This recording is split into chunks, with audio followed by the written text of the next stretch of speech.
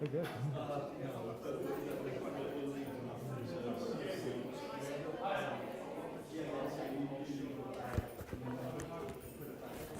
Can you hear that?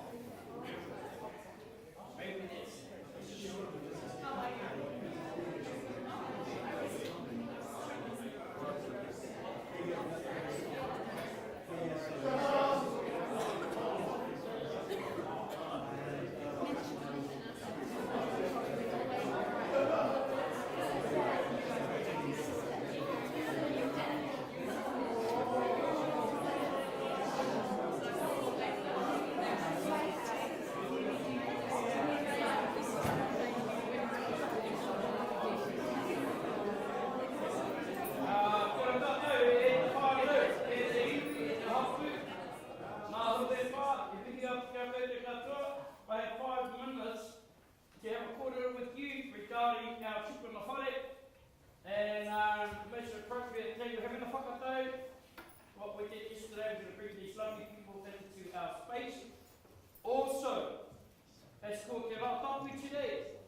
So, as you can see, I've put 2 chairs up there. We're going to have our Pai Kōrero, the person we had yesterday, who's going to do the same thing. And then what's going to happen is that under the Kurawai Aroha or the Whakapono Pāhai, I am a Pāhai and I will be opening it with a Pāhai karakia, and then I'll hand the rākau back to you all, and this boogie, dance, sing, whatever you like, and then she enjoy this time. So I just wanted to let you know the procedures today, and so that we are safe culturally amongst my people, and today that just shows how much respect we have for all nationalities in this beautiful house to another.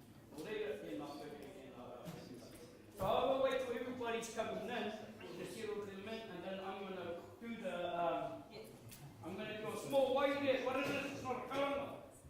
Wairia is something to inform them we are ready to go, and then our friend will bring our lovely manuhiri. Nō rea tēnā.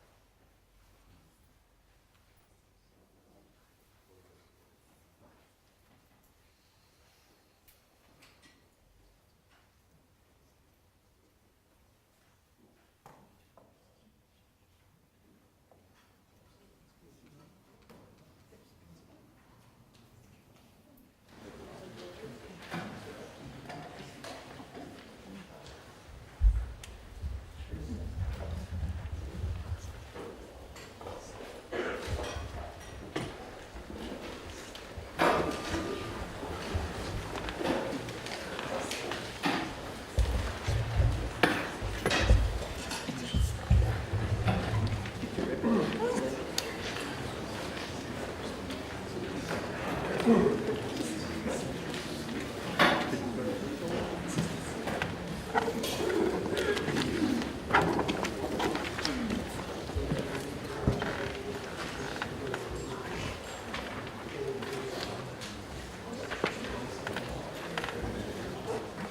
ti tātou, tima tatua te o te rapa, e mi o te tātou ki o te karaki o te atua.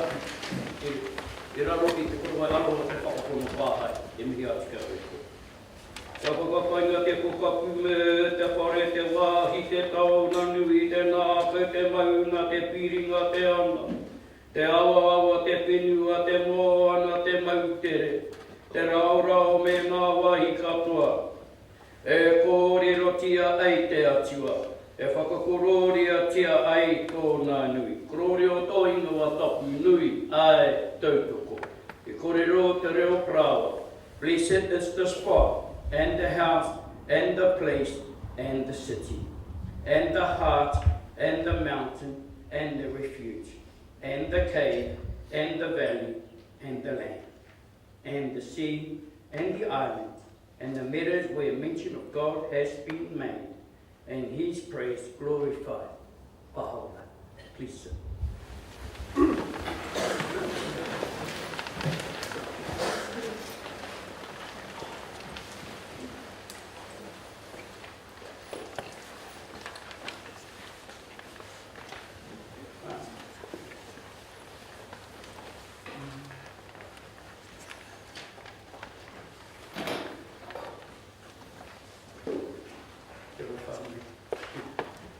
Just some respect, I just had to work well. E ti tātou, e waiata e honore. E ti e honore. E horia, mana rongo ki te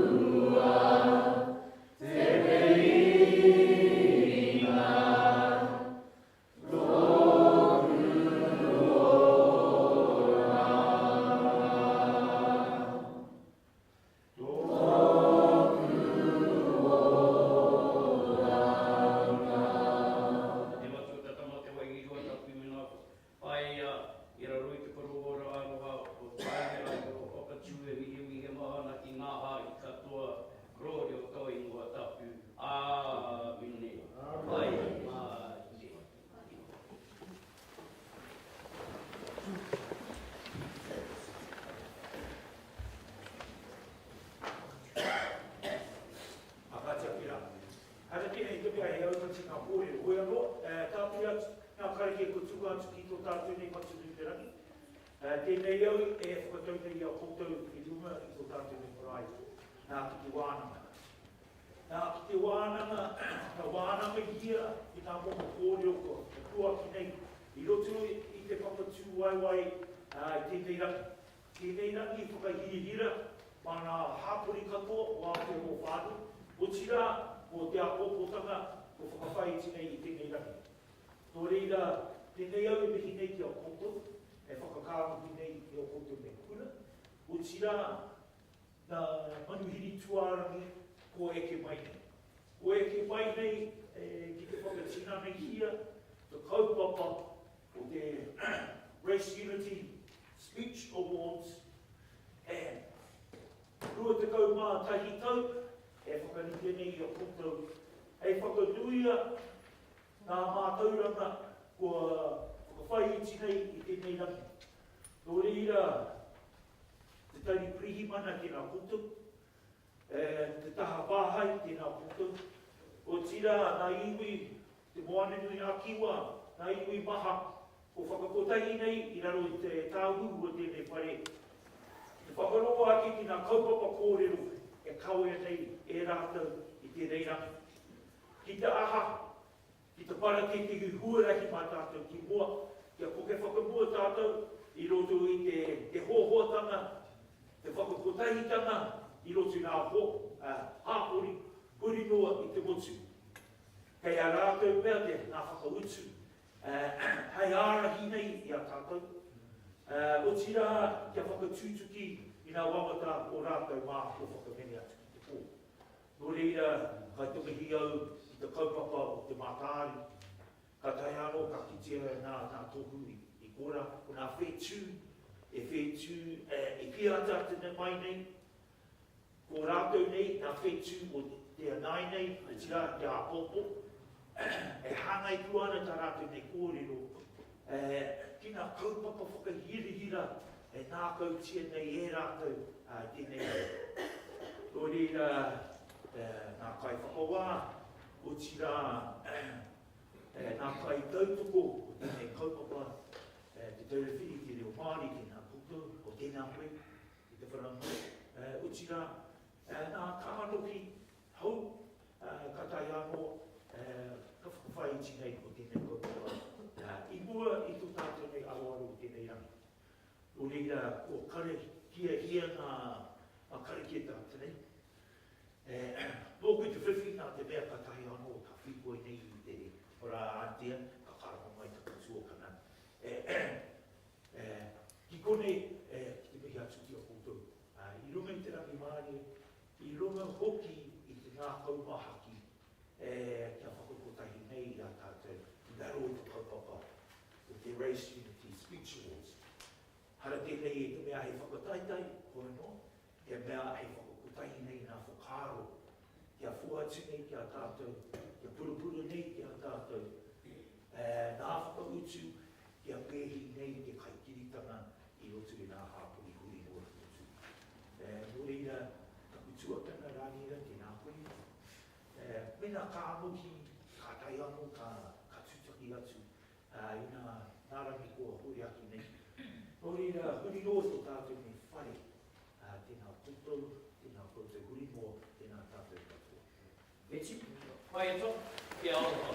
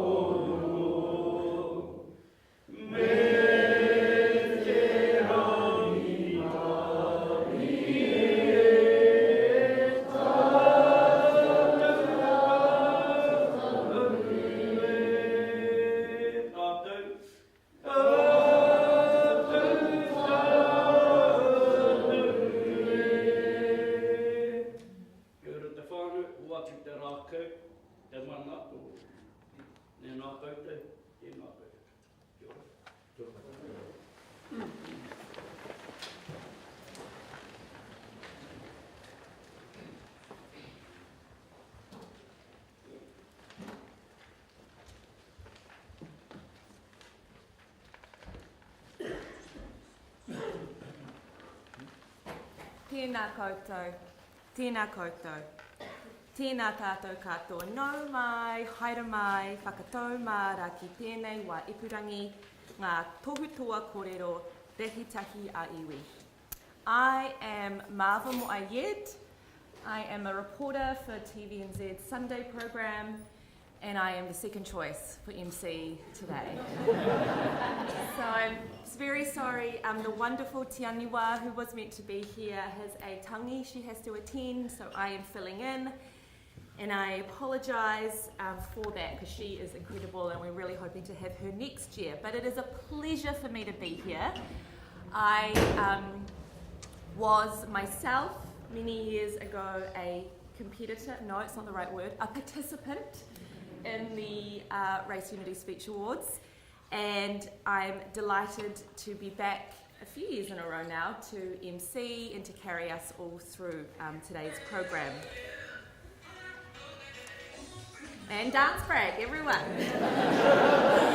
It's a good reminder, please, to put your phones on silent.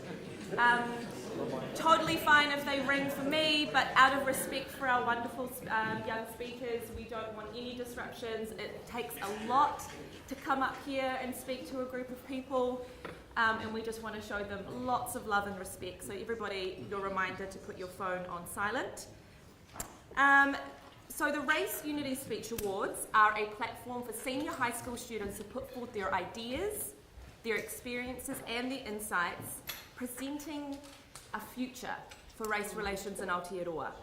Last month we had over 110 students who wrote and presented their speeches in the regional heats, and they were held around the country.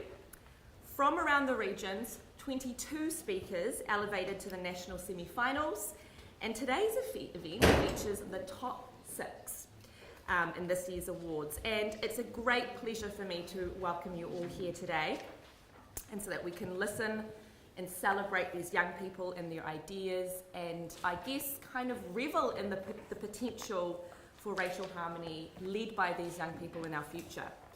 I'd like to start by acknowledging a few guests in the audience this morning, some who are here and some who may arrive. So we'll start with Melissa Lee, who is the National MP and spokesperson for ethnic communities. Thank you.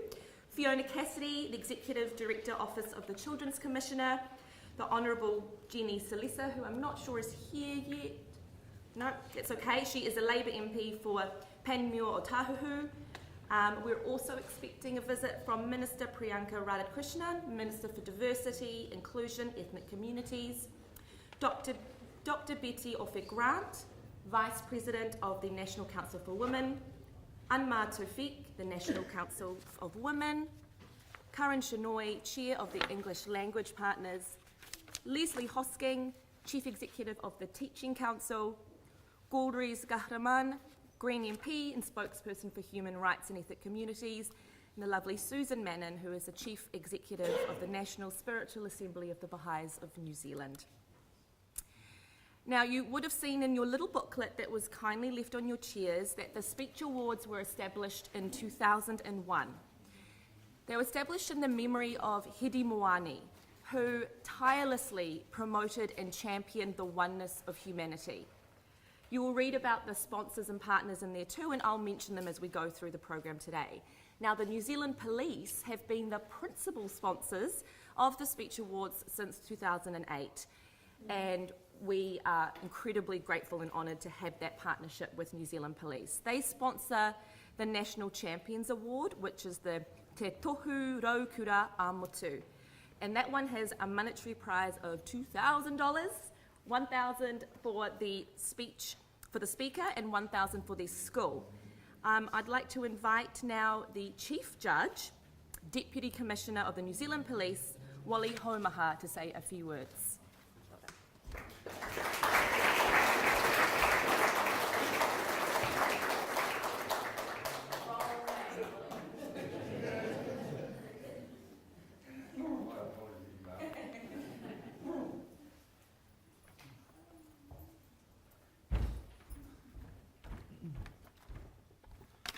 Tēnā rā koutou katoa.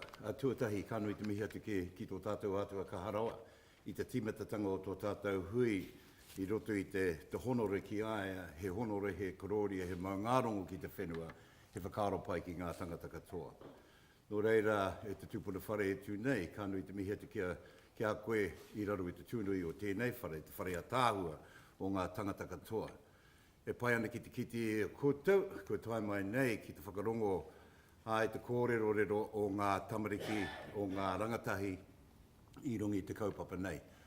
Nō reira, e ngā tangata rongonui, wanginui a tātou i te ata nei, tēnei te mihi, kānui te aroha, tēnā koutou, ni hao, namaste, talofa lava, and every other language that's represented here today, great to see you. And sorry, Marvin, I didn't realise that I was going to speak at this part of the forum, hence the reason I quickly ran to the back and grabbed my speech. However, I don't think I need to look at a speech for the occasion today. Look, I'm hugely proud to be here today. For the last 16 years, I've been the Chief Judge of the Race Unity Speech Awards. And it's been a pleasure to listen to all these young people who have come up with the brilliance of how our country should move forward, and the exclusion of communities of people who have been the target and attacks of racism throughout their time. You know, to listen to these young people tell us there's a way forward, we could only wish that we could put the Melissa into Parliament and let everybody know how this country should be tracking and the solutions and the suggestions that have been put forth. I'm really proud, really, to know that everybody that's participated in the awards, in the Speech Unity Awards over the years have contributed so much. The Baha'i Faith, thank you for your dedication, your commitment, your perseverance and persistence in bringing the language of racism to the fore so that everybody has the right to live in peace and harmony. It's interesting, at the Royal New Zealand Police College, every graduation that we have with all of our new graduates, we get them to do a haka at the end of it. And that haka is called Te Uru Pounamu. Pounamu, written by Rahui Te Papa from Tainui Waka. And of course, in that haka, you know, we ask the question, how is it that we can keep our country safe? How is it that we can keep our people safe? And it is through peace, harmony, unity, working together, understanding the rights of every individual in this country, the rights of every community to be able to live without fear inside of our society. So, welcome to you all this morning. I don't intend to go on. Judge Francis Eva, Eva's the Children's Commission. Great to see you here. I know you had to step in this morning, but what a great substitute. You know, that you're here today. The judge is the judge of the Children's Commission and doing some fantastic work. And likewise, Human Rights Commission, that's here represented today. And good to see our good friend King Kapisi. You know, I had the pleasure of going to Parliament and listening to King Kapisi and the Roger Fox Big Band. Now, the Roger Fox Big Band has been around for 100 years. Not to say King Kapisi's been around for 100 years, but the message that King Kapisi has put out for, you know, the well-being, the welfare of our young rangatahi, and the work that he's doing in that space is the reason he's here this morning, to also understand what our young people are saying, what they're suffering from, and some of the attacks and the bias and all of those things that go with it. So today's going to be a great day. He pai rā tēnei. This is going to be a great day because we've got 6 finalists that are here today. I promise in any shape or form that I'm not biased in any way with every contestant that's here today. And I understand from the semi-finals yesterday that it was a great day and the standard is fantastic. Martin, thank you for allowing us to use this beautiful tūpuna whare, the whare wānanga or Manukau Institute of Technology.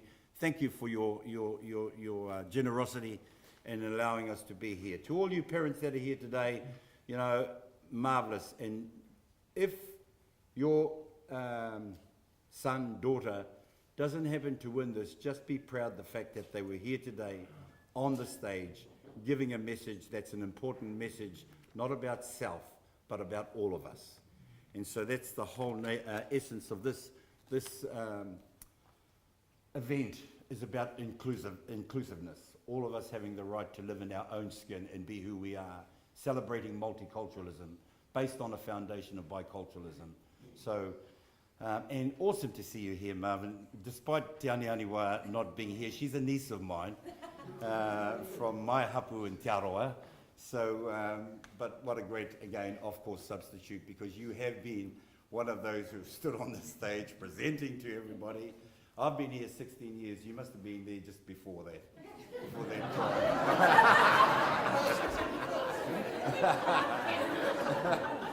time. Anyway, great to see you, and what a great compare that we have, MC that we have for Daisy. Give Marvin a big round of applause.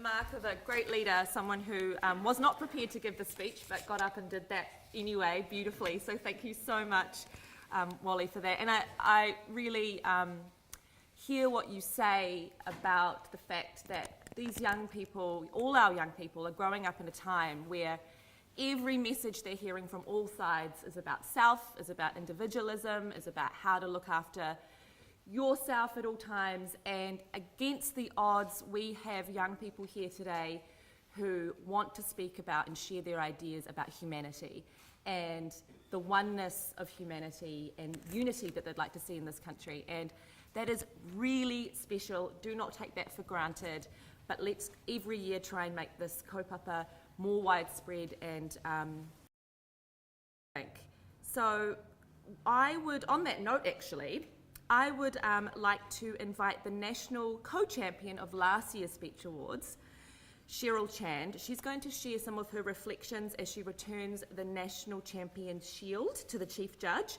Now, Cheryl is the head girl at Solway College Masterton, where she has led many positive initiatives in the areas of race relations. So please, let's welcome Cheryl to the stage now.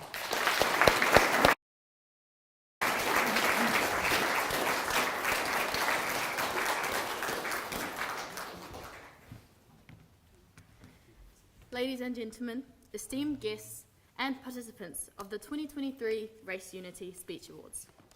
Kia ora koutou katoa. I would like to begin by acknowledging Joe Howells, my joint national champion, who unfortunately couldn't be present with me this morning to share the handover of the shield. It has been nearly a year since I last stood in this magnificent marae to deliver my speech. The past 2 years of participating in the Race Unity Speech Awards have been truly remarkable. Through my participation in the Race Unity Speech Awards, I've had the privilege of hearing incredible stories, witnessing personal triumphs, and learning from diverse perspectives. Each speech I have heard during my time at Race Unity has served as a testament to the strength of unity and the transformative power in dialogue. We have embarked on a shared journey, united by a commitment to fostering a society that is inclusive, just, and free from discrimination. E hara takutoa I te toa takitahi, engari he toa takitini. Success is not the work of an individual, but the work of many. I would like to take a moment to acknowledge the countless students from all the corners of Aotearoa who have bravely stepped forward to share their thoughts and ideas on this year's theme, Awhihia Te Rito, Nurture the Young. Your contributions have been invaluable in highlighting the significance of nurturing and empowering the next generation. Your speeches were all filled with so much mana, passion, and power. Remember that all of you have a necessary message and voice that needs to be heard. So be proud and spread that message. I would like to share something on Joe's behalf. Kia whakatōmuri te haere whakamua. I walk backwards into the future with my eyes fixed on my past. Because today isn't the end. It is merely the beginning on our journey to create a racism-free Aotearoa. Please use all of the mana and inspiration that you have gained over this weekend. Don't let it go to waste. Listen, take in, and work to build a united Aotearoa. We're in it together. To the finalists, your dedication, talent, and commitment has brought you to this stage. Trust in yourself, believe in your message, and deliver an inspiring speech that leaves a lasting impact. Best of luck to each and every one of you. Now, the shield represents not only the efforts and progress made thus far, but also the responsibility we bear to continue advocating for race unity. It is a reminder that the fight for race unity is ongoing, and we must remain steadfast in our commitment to promoting and understanding and acceptance. So, on behalf of Joe Howells and I, your 2022 joint national champions, we pass the shield onwards with the utmost faith that you will carry the torch of unity forward, inspiring others to join this noble cause. Nō reira, kia kaha, kia maya, kia manawa nui, kia ora tātou katoa.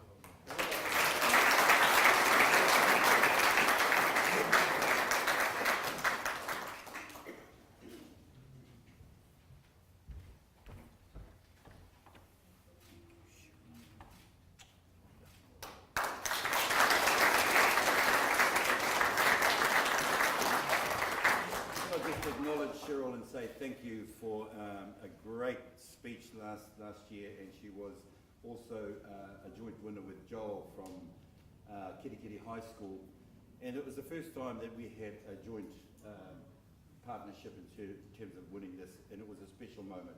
Very hard, but both brilliant speeches. Thank you.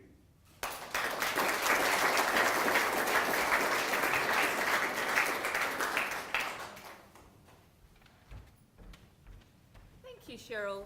So wonderful to hear from past winners of the awards, because I think it shows the lasting impact and how it sort of carries forward with the next generation. If you notice the shield that was held up, it was completely full, covered with names of our past champions and their schools, which is wonderful. It shows that we are well into making history with these awards. So we have commissioned a brand new trophy to record the achievements of our champions in the coming 20 years. And Susan Mannon, who is the Chief Executive of the National Spiritual Assembly of the Baha'is of New Zealand, will reveal that new trophy now and explain its symbolism. So I welcome Susan to come on stage. Oh, she's behind me.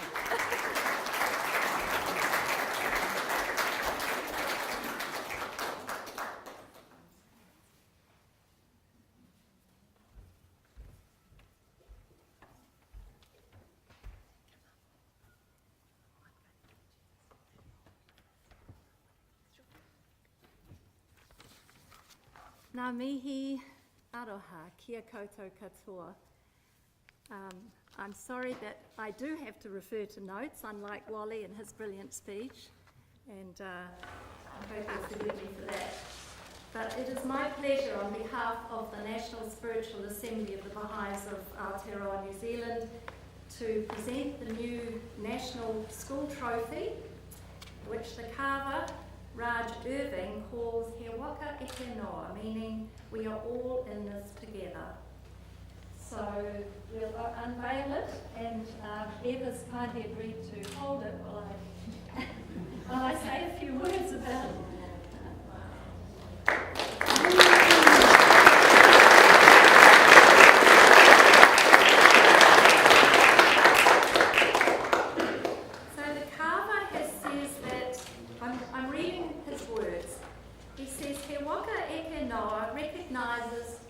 Combined journeys through the symbol of the waka in Te Ao Māori. A waka, standing upright, can also represent remembrance of those that have come before us, as well as alluding to the concept of attaining excellence in our pursuits. The underside of the waka is usually carved with puhoro design, which resembles the ocean current and energy, and can be a metaphor for navigating and overcoming the challenges we may face. The power shell eyes can also represent whetū, stars, which connect to the concept of celestial navigation as a star compass used in traversing oceans. The cutout form at the base of the waka is traditionally called a homi joint. In this carving, it resembles a joint that would allow the waka to move lightly over the waves to avoid the hull being so rigid that it would crack in rough seas. The term homi e, hui e, taiki e means to unite and bind people together. This term comes from the homi joint in the waka. And Raj goes on to say, I think a waka form is a beautiful visual depiction of the journey and direction of the Race Unity Speech Awards and acknowledges our various histories.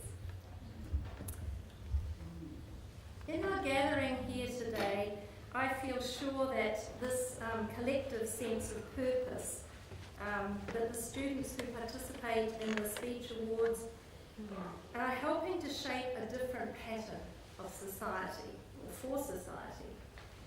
Your thirst for excellence in making this contribution through your speeches is oriented towards service to your fellow citizens. The influence this can have on the life of society is significant. Your speeches are a contribution to the discourse about the transformations needed of individuals and society as a whole. Your service is as promoters of community well-being. This week, the Secretary General of the United Nations, Mr. Antonio Guterres, has said that threats to peace come in many forms, and hatred is an all too common denominator to the onset and escalation of conflict. He went on to say that around the world we are witnessing a groundswell of xenophobia, racism and intolerance. He called for action to rein in the hate spreading online and emphasised the need for greater investment in social cohesion as societies become more multi-ethnic and multi-religious, including supporting education systems that both instill respect for science and celebrate humanity and all its diversity. As participants in the Race Unity Speech Awards, you are helping to spread an antidote to hate. I would just like to take a moment and conclude by mentioning that on this day, 40 years ago, June the 18th, 1983, 10 young women, one of whom was only 17 years old, were executed by hanging in a public square in Iran. Their crime was that they would not recant their faith, the Baha'i faith, which promotes, among many other principles, equality and social justice for all, education for all, and the elimination of prejudices. But their story is not over. Today, in the blood, tears and wounds of thousands of young women in Iran seeking equality, we can see echoes of their courageous story.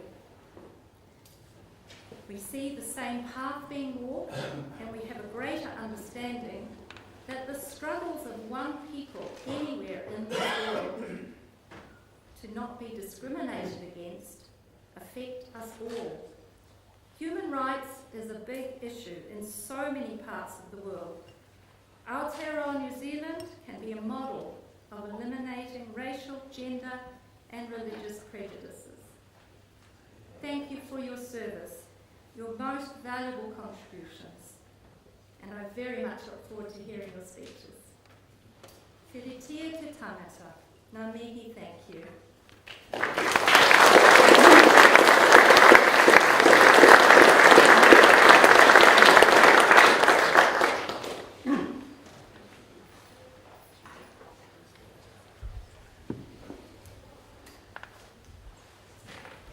Thank you, Susan. That was wonderful also to hear Raj's inspirations and thoughts around that carving. Massive shout out to Bev, who did such a beautiful job turning that. We saw all the angles and it looks heavy. So thank you for that service to us too. Please do go up and have a look at it if you get a chance, because it is really stunning, and I'm hoping that past participants who didn't win might also be included as a name on there. I don't know the feature. Maybe a little marker on the side wouldn't be a bad thing. Now, today's National Champions Judging Panel is really high calibre, and we're so honoured to have our judges. We've heard from our Chief Judge, Deputy Commissioner of Police, Wally Homaha, and he is joined by Judge Frances Evers, she's the Children's Commissioner, and also by Sonoa Maleki Karanina Someo, who is the Employment Opportunities Commissioner at the Human Rights Commission. I would like to invite Judge Frances to come and say a few words. You may not be expecting that, so surprise! But it would be great to hear from both our judges, so I'll invite Frances Evers to come up first.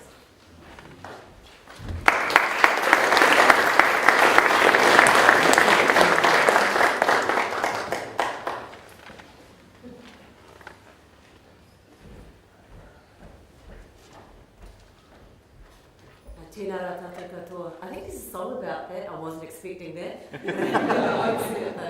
Ai, ka nui te mahi ki a koutou e ngā rangatahi who are going to compete today. I just wish you all the very best. I feel so proud and privileged and honoured to be here and invited to be a judge in this context. And I'm really looking forward to hearing your speeches. I sat through and listened to some of them last year, I think in the semi-final phase, and I just want to reiterate what Commissioner Haumaha said about the quality of the speeches that I heard. This kaupapa is so very, very important, not only on an international frame, I mean it's a concern for old people like me to know that our rangatahi are coming into a world where things are so different, I think largely because of social media, perhaps because of all sorts of other things, the way the world turns, but that essentially we can all do our own part with our own cultural context, within the context of our own faith and values, to try and be strong and firm about humanity and about trying to do the best for others. It is beautiful to be in this whare, and I would have been here yesterday, except I was helping make 1,400 pieces of fry bread for our fundraiser. So I've now learned how to make fry bread, so I have to make that for my staff when I get back. But can I just say it's always a privilege and an honour to be amongst rangatahi. Thank you for knowing the hard work that you put into this. I also want to acknowledge those who didn't get to this stage, because just to get here is amazing. As I say, I thank you very much for the opportunity to be a judge here today. Tēnā rā.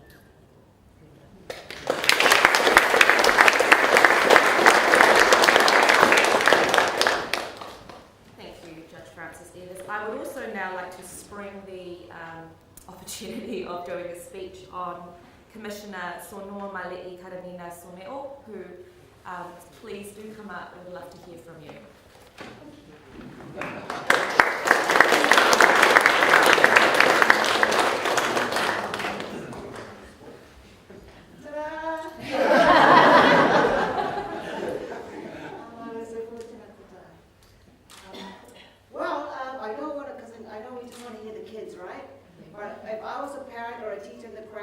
Shaking in my boots as well. So just know you just got to step up here and we are all behind you. We're so proud of you. We can't wait to hear it. I was saying to Vanessa that when I was your age, I don't know where my mind was. I certainly wasn't thinking about world peace and racial harmony and that sort of thing. So, we're very, very proud of you, and as the others have said, regardless of what happens today, you're a hero, you're a champion. And we expect to see you in roles like myself and everybody else here very, very soon. Because that's the company. So to all the teachers and the parents and the supporters here, congratulations to you for helping our taonga make it this far. So that's all you hear from me. I live in Magere, on the other side, and apologies from Commissioner Minfun, so I've come on his behalf. But also all the very best also from our Chief Commissioner. So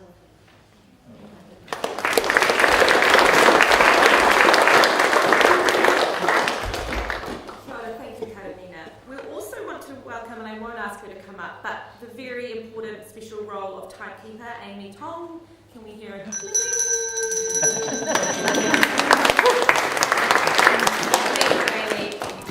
You'll also see that there are some tables down the back of the wharenui. These are the judges' tables, and they're representing the respective organisations for the special awards to our speakers today.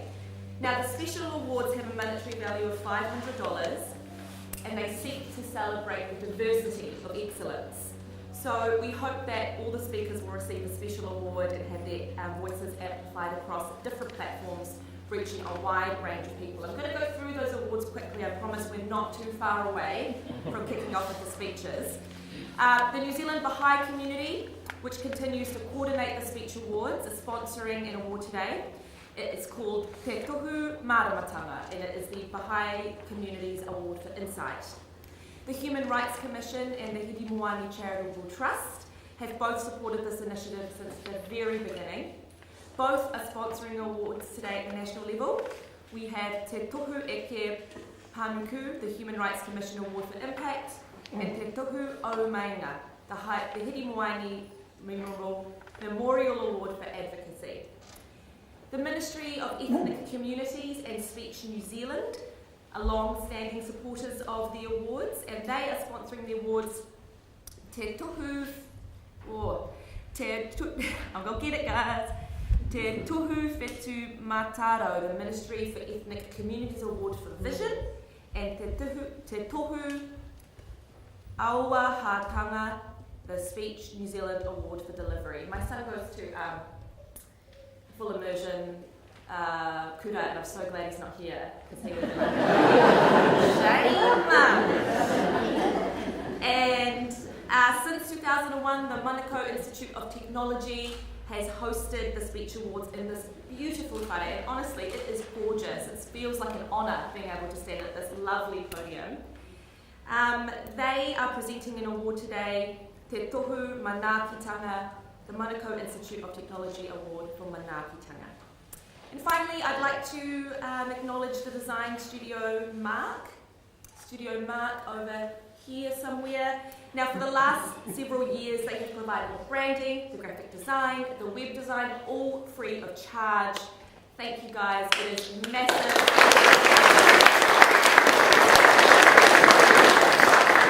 And they do an incredible job of making the Race Unity Awards look really, really cool. So, bathrooms. It seems to indicate where they are, but I am not sure. So, bathrooms. Especially for nervous parents and nervous speakers, that's that way. I do ask that you, if you do need to go to the bathroom, not during the speeches, please wait for a gap between them. We want to minimise any disruption. Please keep as quiet as possible during the speeches. You can discuss afterwards. In the unlikely event that we do have to evacuate, we will leave and gather at the entrance gate 12. And cell phones, you know about that. Now, once our students have come up and done their speech, we've got to give the judges a little bit of time to write their notes and consider. So just have a chat amongst yourself between the speeches. And after the final speeches, the judges will retire to complete their marking and make their decisions. And while that's happening, lunch will be served at around midday. The results and the prizes will be presented after lunch. There'll be a few closing comments, and we're expected to wrap up today around 2 o'clock. So, we are here this morning to hear speeches prepared by students years 11, 12 and 13 on the theme of Awhihia Te Rito, Nurture the Young. I'm looking forward, I'm sure we all are, from hearing from our community's brilliant, compassionate young minds at a time when we need bridge builders more than ever. I know they all have very valuable words to share with us today. The 6 finalists you will hear from today, 5 are speaking in English, 1 is in Te Reo Māori. All have done exceptionally well to get here, and we will acknowledge them with the variety of awards at the end of the day. It's also important to remember that the Speech Awards is not a competition for its own sake. They're intended to inspire New Zealanders to embrace diversity, to strive together to build a more united country, and enable a space where the voices and views of our rangatahi can be heard. And on that note, I would like to introduce our first speaker and finalist for today, Ebony Callan from Te Paipai o Aotea, Hawera, Year 13.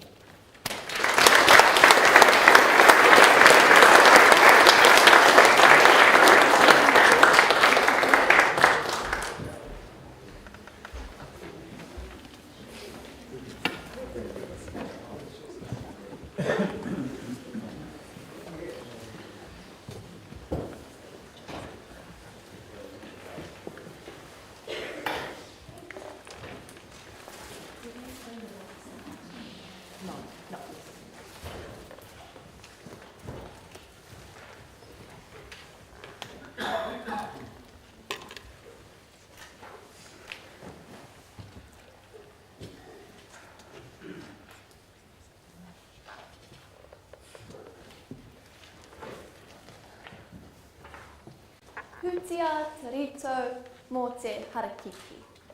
Kei hia te ko ma ko I ko. Kia mai, kia hou, kia atu. Timi nui o tēnei ao. Maku I ki atu kia koe, hi tamaiti, hi tamaiti. If you remove the heart of the flaxbush, from where will the bellbird sing?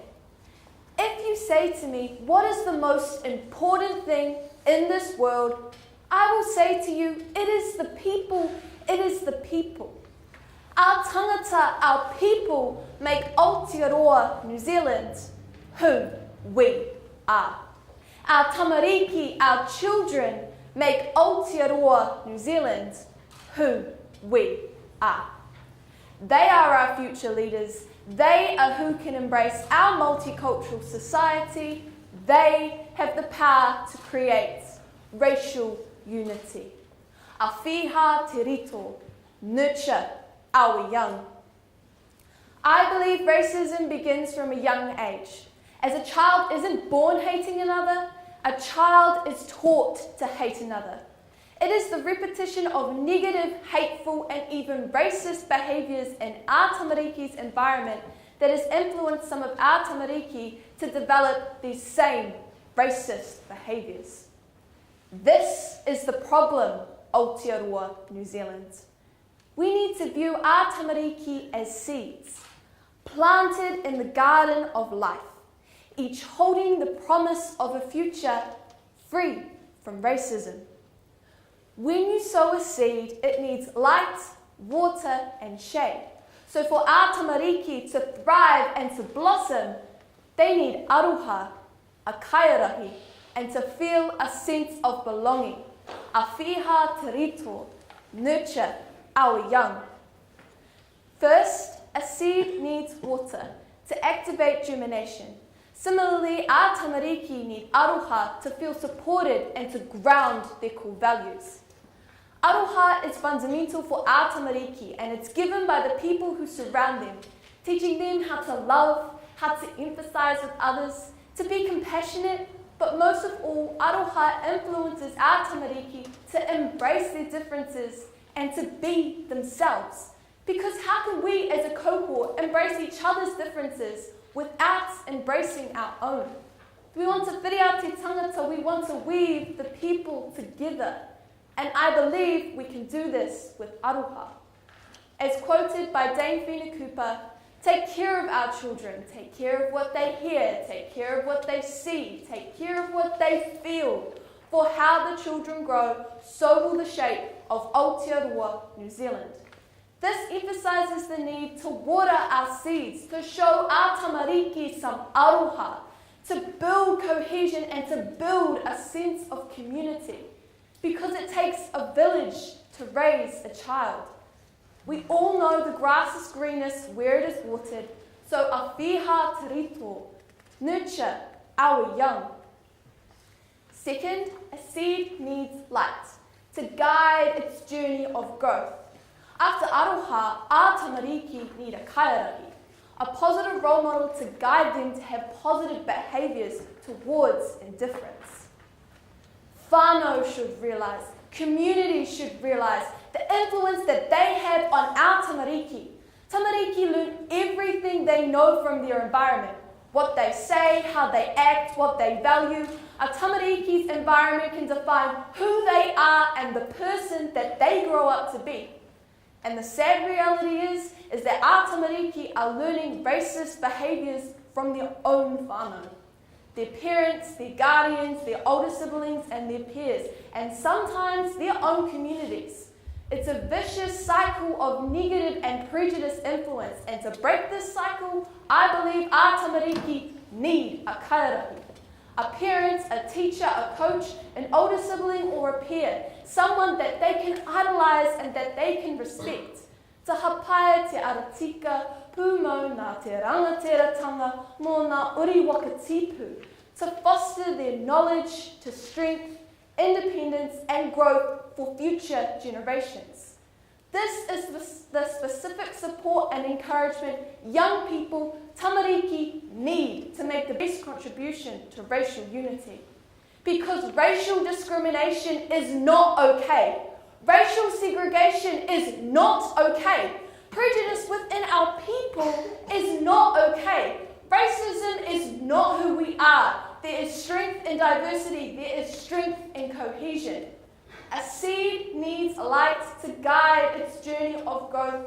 Our tamariki need a kaiaraki to guide and to influence.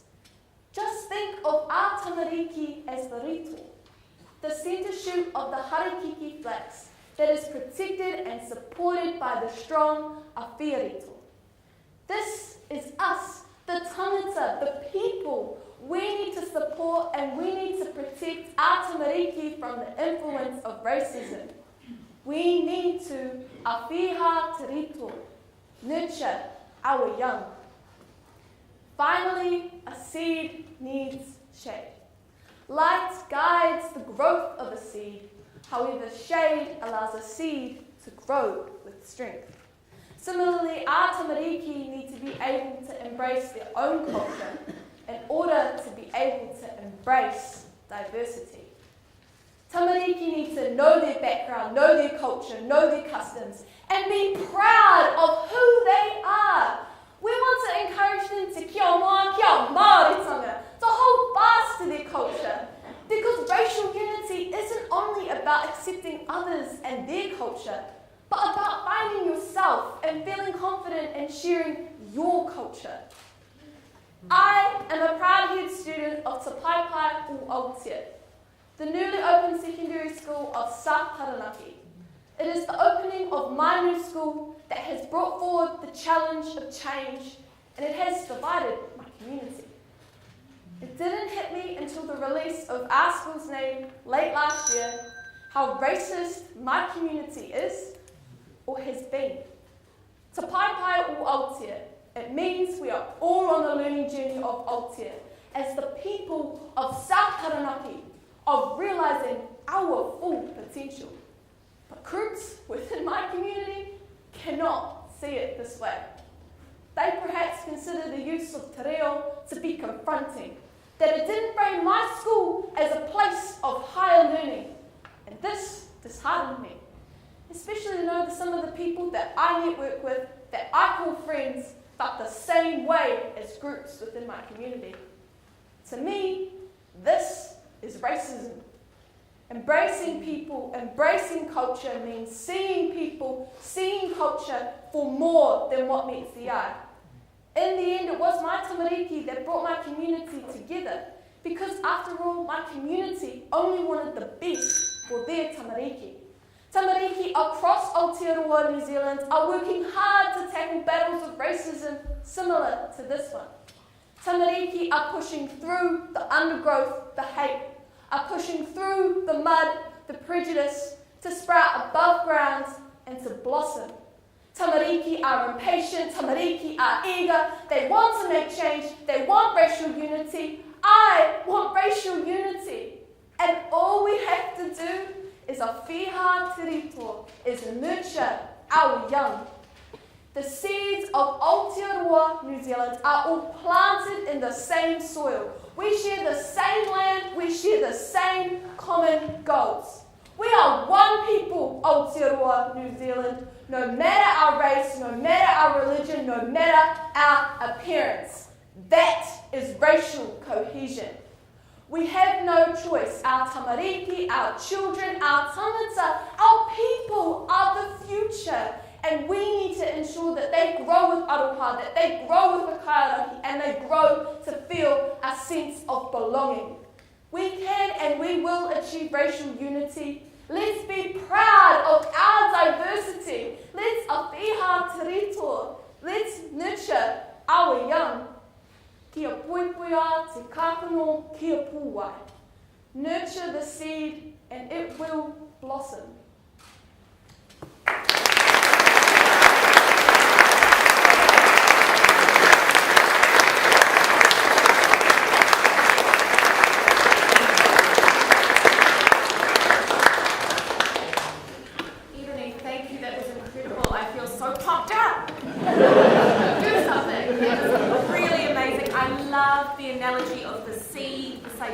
Children children are organic with their environment, and the way that we nurture them, give them light, give them shade, affects the way that they exist in this world. That was beautiful. We're going to give the judges just a little bit of time to consolidate their thoughts and write down their notes, and then I'll come up and introduce the next speaker. So chat about amongst yourselves about that incredible speech, and we'll hear the next one very soon.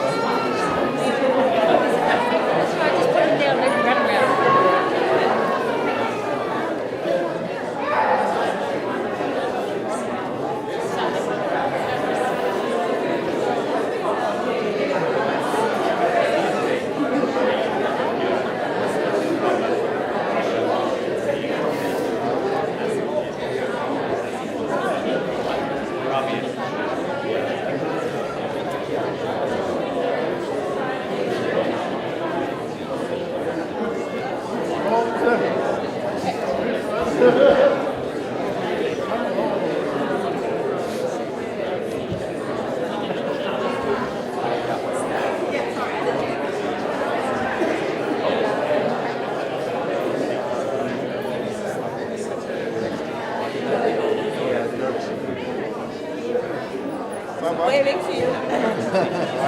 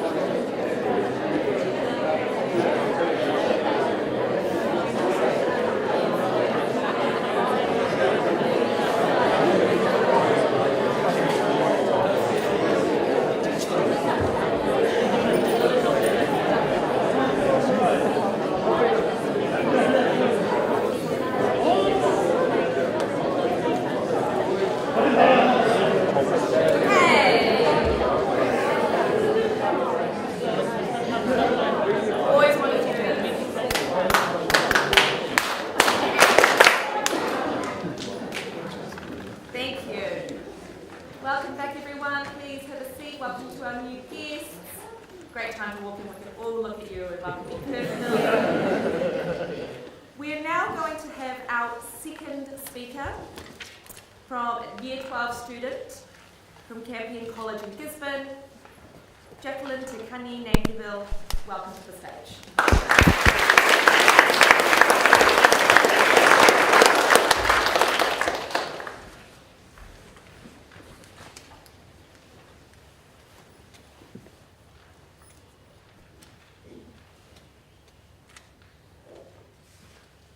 E te harakeke, te kōrari, I takia mai te rangi, mai te whenua, mai ngā tua.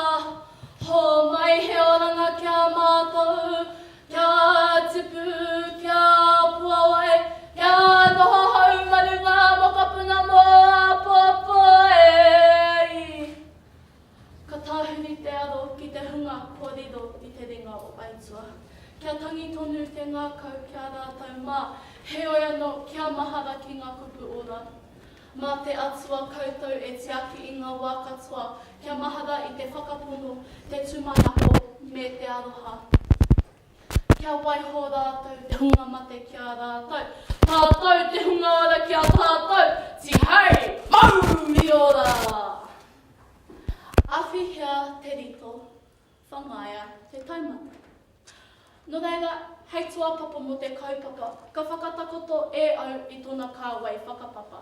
Kia mārama pūtātou ki te tikanga me te tapu o te pāhara keke. Akāti, ka moia I o matua kore kia whaia riko, ka puta ko ngā pō, ka puta ko ngā ao, ka moi arangi nui kia papa tuanuku, ka puta ko tāne mahuta, ka moi a tāne kia pākoti, ka puta te harakeke ki te whaia, ki te ao mārama. Nā ngā mātua tīpuna I whaipainga te harakeke, kia awhihia I a rātou I roto I ngā mahi o ia rā. Nā ngā mātua tīpuna hoki I tui te raupo, me te harakeke kia hanga I ngā poe. Mā ngā poe, I awhi I ngā tāne, kia pakari ake mō ngā whawhai I moe I te aroaro. Tahuri atu ki ēnei rā, nā ngā wahine e whakamahi ngā poe, kia ā tāhua te tū ki runga I te ātāmira. E te marea, ko te manako ia māku tauira, ka taia e koutou te kite e te tino pūtake o te harakeke me ngā wahanga o roko. E tika ana te kōrero, ko te rito te rangatahi, ko ngā awhi rito ngā mātua, ko te hāpori te pāharakeke. He oia no rā, kia kaua tātou e ware te wahanga matua ki roto I te pāharakeke, ara, ko te kōrari. Ko te kōrari, te pokapū o Wainganui, te rākau e whāngahia I ngā manu o te Wainganui a tāne. Mei kore te kōrari, te taia, te pāharakeke, te ora. E hika mā, menga ko te rito te rangatahi, ko te kōrari te puna mā tauranga ki roto I te pāharakeke kātahi. Kārua ko te puna mā tauranga, ko aua tangata e awhihia kia kimi ai I tō ake tuakiritanga. No reira, anei te rito te harakeke, ko taunei, te whakataurehia, te mana o te mōhio I tō ake tuakiritanga. Tēnā, nau mai, haere mai ki roto I taku ao ki te tai rāwhiti e, haere mai ki roto I taku pāharakeke o mangatu. E reira, e ako au ki raro I ngā rekereke o aku mātua tīpuna. Ngā purapura ko waiho e rātou ngā puna mātauranga mōku. Kei reira hoki, ka noho ngā kōrero o ngā maunga, ngā whakapapa o ngā awa, kia mārama pū au te rito o te harakeke, ko wai au, nohia hoki au. Kia mārama pū au ki tōku ake tuakiritanga kāmutu. Ko te take me mārama pū au ki taku tuakiritanga. Nā te mea he maha o ngā taumahatanga ki roto I te ahurihuri nei. He ua te noho ki te huarahi tika, nā runga i ngā kōrero kaikiri, i taku kura, i taku rohe, i taku whenua anō hoki. Heoi, nā toku mōhiotanga i taku tuakiritanga, ka taia e au te noho ki te ara tika, ki raro i ngā tohu a te runga rawa. Ka huri au ki tētahi tauira, kia whakautu i te pātai rā. Kia hanga arunga tau whaiti, kia mārama ai a taiohi mā, he rauimi, he mea awhina rānei i a rātau ngā rangatira mō ngā pōpō. Kia tuku hoki me he koha ki te mauhono ngā roa i runga o ngā mātāwaka. E tika ana te whakatauhira. Me hoki ki tō maunga kia puria nei e ngā hau o tāwhiri mātea. Mā ngā rito e hoki ki ngā kōreri hei rauimi awhina kia mārama ai ko rātau ngā rangatira mō a pōpō. Mā te tuakiritanga ka pui i te rito, kia hoki ki te tuakiritanga kia mārama ai ko rātau ngā rangatira o a pōpō, kia tuku koha hoki ki te mauhono ngā roa i runga o ngā mātāwaka. I hoki au ki toku tuakiritanga ki te kura kaupapa Māori o whātā tutu. I reira whakatupu i toku pāharakeke. I reira hoki ngā kaumātua, ngā kōrari e awhihia e au me ki te rito o te harakeke. Kia kake ake ki taumata tike. E ai ki te kōrero o tā apiranga ngata, e tupu e rea mō ngā rā o tō wao. I nānei, ke kura auraki au, te mahia nei i te rākau a te Pākehā. E hika mā, me pēhia e kitia ai, ia mema o te hāpuri, o rātau ake anō haipapa kia tautoko, te aukati, te aupehi, i ngā herenga ki te ruahohonu, o Manaorite i tēnei mea te kaikiri rā. Te taia au te whakautu i tēnei pātai nā toku kōtahi. Heoi, he wero tēnei mō ngā rangatahi o i nāianei. Kia tautoko koutou ngā rito, te aukati, te aupehi i te kaikiri i ngā pāharakeke katoa huri noa i te motu. Engari, me whakamana i tō ake kāwai whakapapakātika. E tika ana te kōrero, tōku reo, tōku ohoho, tōku reo, tōku māpihi maurea, tōku reo, tōku whakakai mārihi, koe rā taku tuakiritanga. Hei kōrero whakakapi, ka huri au ki te waiata nā Papa Dave rāo ko Nani Mori para i tito. Heoi, nā rāuri waititi i whakarewa ki roto i te whare mata. E tika ana, e te puerea mō ngā rātoa, arahina tō iwi e, tō ngā kaukinga taonga a tipuna, tō wairua ki te ariki. Kia koutou katoa e ngā rangatahi, te oranga o te akatoa. Kia mau, kia kaha pupuritia, te mana o te ariki. Mā ngā rito ka arahina i o rātou ake iwi, mā te hoki ki ngā kōrero a o mātua tīpuna.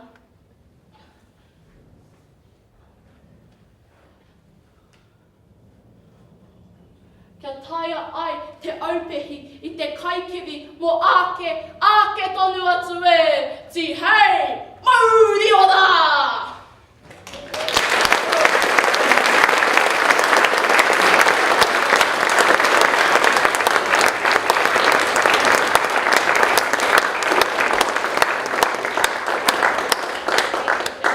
Incredibly powerful speech and a beautiful performance. An absolute pleasure to watch you. Please have a little chat amongst yourselves about that magnificent speech and give the judges just a minute or so to gather their thoughts and we'll move on next speaker. Thank you.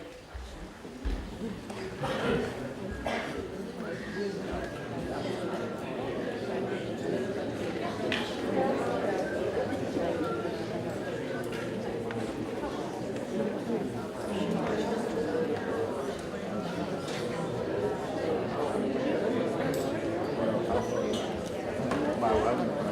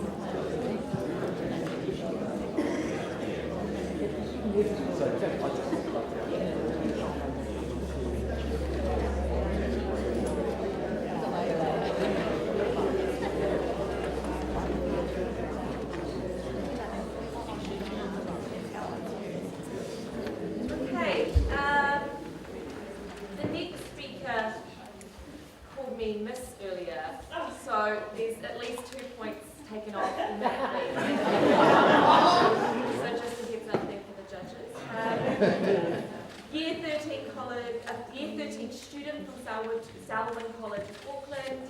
We are going to hear next from the wonderful Esther Sorensen.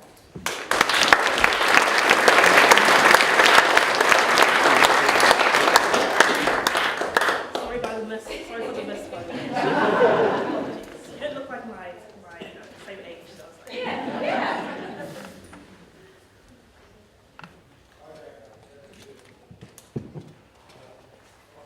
The way you fertilize a tree determines how it will grow.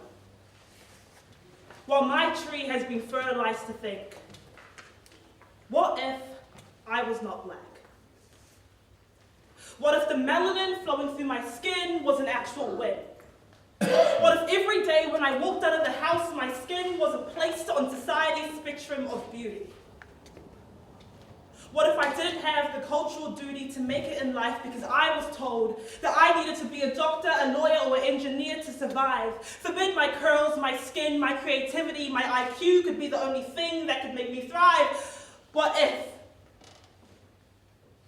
I didn't have this constant feeling of guilt that all the opportunities that I've been given are undeserving of a woman like me? Because you see, All my life, I have been told that my ancestors were controlled, where the minorities, where the victims were privileged, cursed with the hand that would always stay under but never above. I am privileged. Privileged to be given my citizenship, privileged to be given the chance of education, privileged to be given the opportunity to be in this nation. But when the word privilege is encrusted with stolen jewels and submerged in the color white, with the synonym of assimilation, the tamariki of my whānau are forced to take off their coat of skin at the front door of acculturation. They're forced to forget the sound of the pounding of the fufu and the taste of the agusi. They are forced to forget where they came from. Eshe ibiteti bere, eshe ibite bade, adupe o Jesu, ibite muralo. I am privileged. But privilege, when are my actions and my successes finally allowed to be recognized as mine? When does my bloodline no longer define in which light that I am given to shine? God, is it when I finish uni and get all my degrees? Or is it when I start working? Or is it if I join the long list of minorities that only get recognition when they are dead? Because if so, I don't want to be privileged. Because although I'm not being shot to death with bullets, I'm being shot with words, encapsulated in jokes, actions, and limitations. But God, what if this was all in my brain? What if in the beautiful land of Aotearoa, I didn't actually feel any cultural inflicted pain? It was just a placebo effect that I chose to maintain. It was just a placebo effect that I chose to maintain because I can't explain the feelings of not being able to entertain equality. Why? Because I can't retrain myself to feel equal. The curse of internalized racism.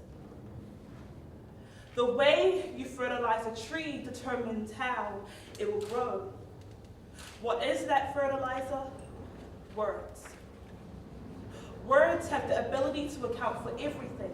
It can destroy it or accomplish it, James 5:10. To eradicate racism is to eradicate the toxic words that we are pumping into the minds of the next generation. Why? Because racism is a cycle that starts in your mind and my mind and our self-perceptions and is projected onto others. The curse of internalized racism. With no examples of us succeeding, but many of our downfalls, with the ABCs, they paint a counterfeit picture of a society where we can't possibly be worthy of being equal when you're the hand that always stays under. By force-feeding us the fertilizer that makes us think that our cultures are bad, that our cultures are inferior. Words that make you feel inadequate in a country that prides itself on equity and equality. So why is it that when my people read in between the lines of equity, they see impossible? Words that have created a harikeke with the long pieces of flax leaves representing the media, our communities, and our families. And the center shoots being us, the minorities. If I'm going to be honest, why is it that the flax leaves that are meant to be protecting us from the forces of racism have instead become the enforcers of it? Tell me, how are we meant to eradicate racism from the roots when the whole plant is polluted? It's simple. The flax leaves need to begin to weave together with one strong goal of changing the words they say and therefore the mentalities that we have. That the toxic cycle of racism that starts in the mind and the self-perceptions can come to an end. Because right now you have the flax leaves of the media putting out headlines that read, Nigerian Kiwi man goes to jail in Christchurch for selling heroin, but also Kiwi UFC fighter Esha Adesanya. Both men come from the beautiful country of Nigeria. So why are crimes having their cultures added to the headlines and successes are being denied? Words through the media fail to show us. They show us the small people in our communities that have messed up and used them as the show bunnies for entire cultures. Forgetting to mention the kings, the queens, the winners that are birthed out of the belly of minorities. And when this is woven in with the flax leaves of school, you are shocked when reports show that minority youth have reported to feel lower well-beings compared to other students. While when we turn on our phones and we see our cultures bleeding in red land stolen from the blue, and then we're expected to sit in a classroom and learn about Christopher Columbus for the US, because for some reason it took until recent years for the brave souls of Whina Cooper and others in New Zealand history to be added to the curriculum, you do us a vast injustice. By failing to teach us about the beauties of our cultures but only the pain, adding to the toxic cycle that starts in the mind, in the self-perceptions. And when this becomes woven in with families, you hear, Esther, your skin is a barrier, your mind is full of stories of your uncles and aunties' racist workplace experiences. Your culture, Oluwayebisi, is hidden in between Esther and Sir Vincent. God, it alters you. You begin to pitch yourself against a white man. You begin to fight for a right that you should already own. Why? Because the way you fertilize a tree determines how it will grow. To eradicate racism is to change the image that we are painting in the mind of minority youth. Change the paint, change the letters, change the paintbrush. Paint a new picture with not just the hands of the receiver, but the hands of the equal.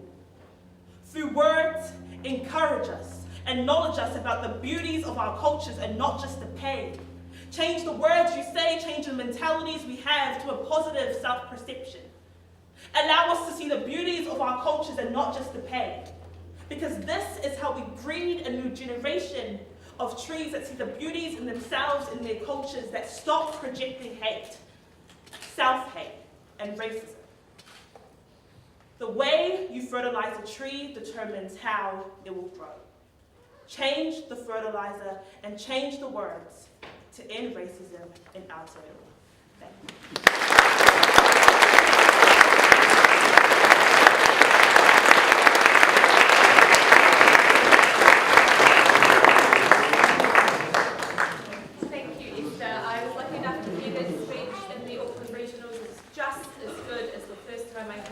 I love the calling out of the media, the slide, yeah. The kings and queens birthed out of the belly of minorities and their lack of representation in the media. Beautiful line, I will get her, I'm sorry. We're going to have a short break again. You guys know the drill. I'll be back up in just a minute or two to introduce our next speaker. Thank you.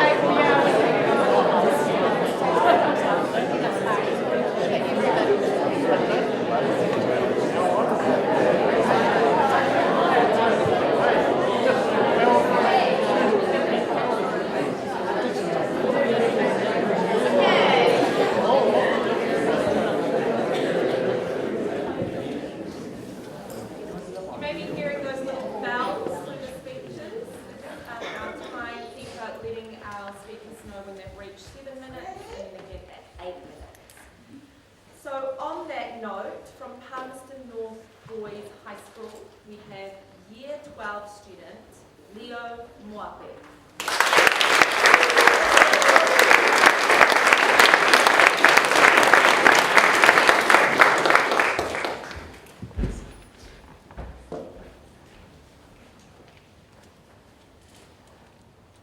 Before humans first arrived on the shores of Aotearoa, this land was but one great forest. A perfect ecosystem, balanced and flourishing with life and diversity, and yet somehow, to this day, our forest still thrives. Whatungarongaru he tangata, toitu te whenua. The land will remain when the people are gone.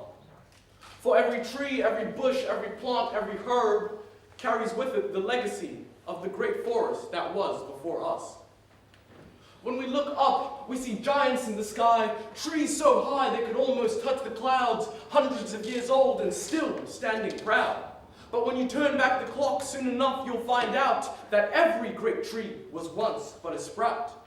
And those sprouts grew strong not by doings of their own, but by the knowledge and caring of trees long gone, whose knowledge is a symbol for what our society must become. Just like a forest will only survive, society will only thrive when we nurture the young. At the core of our humanity are our beginnings. Though every life is unique in its own right, we all start out as children.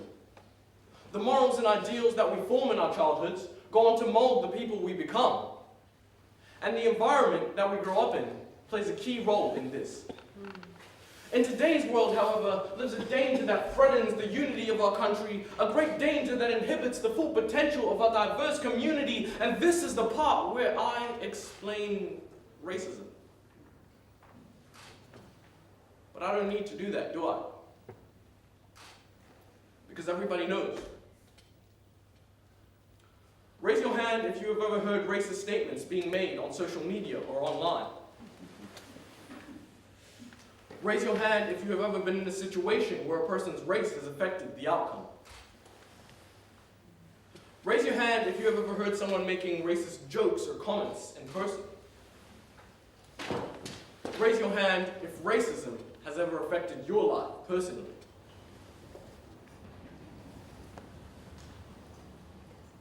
Racism is not some extremity that lives on the far ends of our society. It isn't something that we see occasionally on TV. Racism is not most dangerous when it is loud and obvious and screaming in our faces. No, racism is most dangerous when it lives in our environment and in our everyday lives. Because as children, we learn from the environment around us. Just like young sprouts in the forest, our environment plays a key role in determining who we will grow up to be. Coming to New Zealand as a child, the colour of my skin played a large role in my life and meant that sometimes I didn't fit in. And my accent would act as a judge of my intelligence, but those stereotypes portrayed by some did not come from within any kid, but the environment around them. But luckily, I was blessed to have friends, white and brown and tan, and great trees around me that raised me to not hate any man, but to fight the racism that had scarred the lives of countless children, because one day, surely, humanity will win. Poipoia te kakano kia pōwa. Nurture the seed and it will grow. But it is not that we nurture the seed, but how we nurture the seed. This is what shapes our legacy and carves the path that our society will take. In the immortal words of Nelson Mandela, history will judge us by the difference we make in the everyday lives of our children. The battle for racial unity is one that can only be won through societal change. When we look back throughout history, there have been many great leaps taken to advance racial unity through our law. But the real change has always occurred when people decide to move as one towards a common goal. Because there is nothing more powerful than human cohesion. And at the heart of this cohesion should be our rangatahi. To me, nurturing the young means more than just looking over young people. It means actively involving them in the building of a society that is unified. The greatest thing we can do for young people in this country is not to teach, but to enable.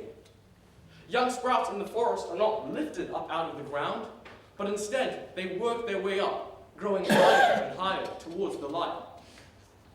It is only when young people are enabled to contribute towards our society that we will move forward. It is only this that will save us from ourselves. We must create opportunities for young people that can be used throughout our schools and curriculums. These opportunities must be made widespread, such as allowing time in classrooms for the discussion on matters such as race relations and diversity. Growing up as a minority, I can tell you personally the struggles that come from living around people who do not understand things about different cultures. Education is the ally of improvement. And discussions are important because they allow rangatahi to learn and to speak. You see, it is not that society needs to give young people a voice. I believe young people already have a voice. Society just needs to listen to it. When I read the question, what would most inspire young people to make their best contribution towards the goal of racial unity, I thought of this exact moment. Parents may agree with me when I say there is nothing more inspiring to young people than the voice of their peers. I will not lie, sometimes the voice of my friends have led me astray, but they have also brought me to where we are today. All of us in this room to hear the voices of our rangatahi, not here for fame or gain or notoriety, but all with something to say to our society. So if anybody asks, these are the people who inspire me. Just as the land will remain when we have passed on, so will the legacy and habits that we create outlive us and pass on to the next generation. Ko ngā pai tāwhiti, whaia kia tata. Ko ngā pai tāta whakamaua kia tina. The potential for tomorrow depends on what we do today. Common society are the movers of the world. A law is just words until we decide to live it, just as racism only has the power that we decide to give it. I am a lone tree until I gather with you to become a forest. And in the ecosystem of a forest, there is no tree that does not have a role. Every tree works together, and the behaviors of every organism determine the overall success or failure of the forest as a whole. So it is within human society. So you see, there is no race, no class, no division, but the one that we create. So it is up to all of us to actively participate in the building of a society that is unified. We are always told to be the change we want to see in our society, and this is true because by living out the values we want to see, we create an environment in which these values are enabled to exist. So as we learn from the forest and nurture our young, let me leave you with a phrase from my mother tongue. Imiti kura empanga. The bush of today is the forest of tomorrow. So let us raise our rangatahi to be the forest we want to see. Many people, many cultures, one nation, one dream. To build a New Zealand built on love and diversity so that we may achieve true unity. Kia ora.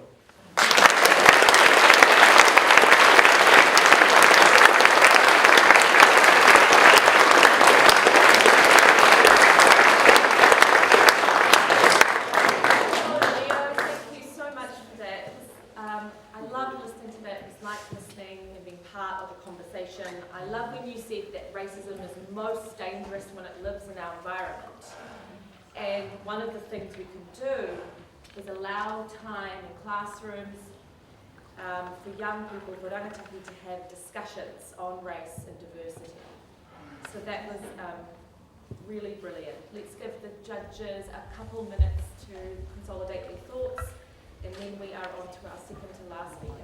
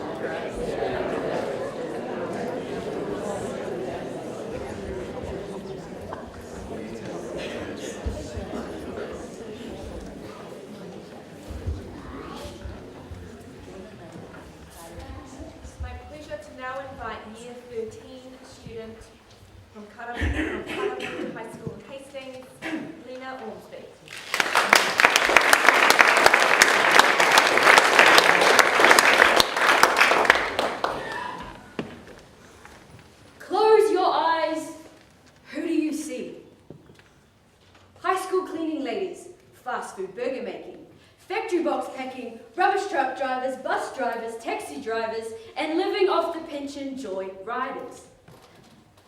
When hearing these words by Joshua Iosefo, who did you see? I didn't mention an ethnicity, but be honest. Did you see colour? No tamariki should look into a mirror and feel ashamed of their skin tone. No rangatahi should receive a top academic award on stage and be met with stares of disbelief. Wait, she's Māori. Or worse, oh, it's 'cause she's Māori. Stereotypes damage the fabric of our society. My generation is fortunate. We have not experienced the anguish our nains and koros felt, being physically beaten in school for speaking Te Reo Māori. Yet, we can learn from them without feeling the sting of the cane ourselves. There are many injustices that still occur today, and so it is our job to channel that anger into a burning desire to create change, positive change. By first accepting our humanity, we nurture the central roots that anchor the mighty tōtara. Whilst our eyes see strong trunks and branches withstanding harsh winds and extreme temperatures, its true strength lies in its roots hidden beneath the soil. Its roots which remain intertwined, inextricably bound, forging a strong foundation. We, like the mighty tōtara's branches, grow in different directions, reaching different heights. Yet we come from the same connected roots. The rootstock of humanity. We are all anchored and united by a network of culture, belonging, and whakapapa. Ki te kotahi te kakaho, ka whati ki te kapuia e kore e whati. If there is but one toi stem, it will break. But if they are bound together in a bundle, they will never break. In order for humanity to thrive, we must come together in a strong bundle and nurture each other. It is the only way to withstand the harsh winds of discrimination. Nurturing our young means enabling them to understand what has come before, so that they may be better prepared for what is to come. We have unlimited access to social media and therefore unlimited power to reach students and wider society. Grants should be given to youth to launch online campaigns, to create inclusive content that will educate rangatahi on race relations in Aotearoa. The key is, it must be from youth for youth. Technology is the language of our young, and it is the tool to reach them. Schools and workplaces must also encourage inclusivity by having uniforms that reflect the diversity in Aotearoa today. Items such as hijabs and lava lovers must be available to all. Wearing taonga in any form must be encouraged in schools, especially during formal prize-giving celebrations. No one should be forced to remove a part of their identity. Cultural learning must be a priority in schools and workplaces too. Nurturing the young with just words will never suffice. Children can understand our body language from a really early age. I remember my first hongi. I was 4 at kindy, and Matava Machu was teaching us of Te Ao Māori. I was called to the front of the class, and so was another boy. We stood opposite each other as Matua explained the significance of greeting with the hongi. For me, his words were drowned out by the endless sniffs this boy kept doing. He kept wiping at his snotty nose. Nevertheless, Matua told us to put our hands on each other's shoulders and lean forward until our heads and noses met. I was a little preoccupied by the wet drippy nose, which was now touching mine. But it wasn't until I sat back down on the mat and I saw Matua. There was a stillness to his body and face. one of peace and content. It was clear to me and the whole class of 4-year-olds that despite my initial discomfort, the embrace of hongi was immensely important. Whilst the words Matua used hadn't fully resonated with us, his ahua had. And so we mirrored his peace and contentment. We could feel his mana. Mana is the power of knowing who you are. In the words of Tamaiti, mana makes you, mana grounds you, mana connects you. Kanohi ki te kanohi, tangata ki te tangata. Mana enables us to meet as equals, eye to eye. Likewise, when in a hongi embrace, we meet eye to eye, sharing and breathing the same air, forming a connection of respect. It is this mana that we must acknowledge in our everyday interactions with others. And so the next time you question another's culture, remember these simple yet profound words by Disney's Pocahontas. You think the only people who are people are the people who look and think like you. But if you walk the footsteps of a stranger, you'll learn things you never knew. This is a mantra for us all. Whenever you feel threatened, offended, or just unsure about someone who is different, walk in their shoes and you will be enriched learning truths you never knew. Race unity is not a goal. It is our future. Kia ora.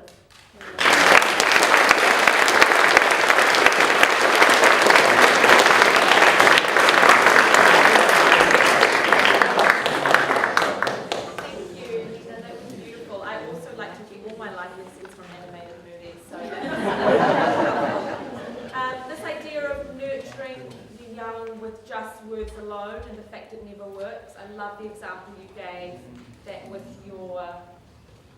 in your class, it was the ahua of the teacher, not the words that resonated with the 4-year-olds. It was beautiful. Thank you. We're going to have a couple minutes and then we are going to listen to our very last speaker of the day. Thank you.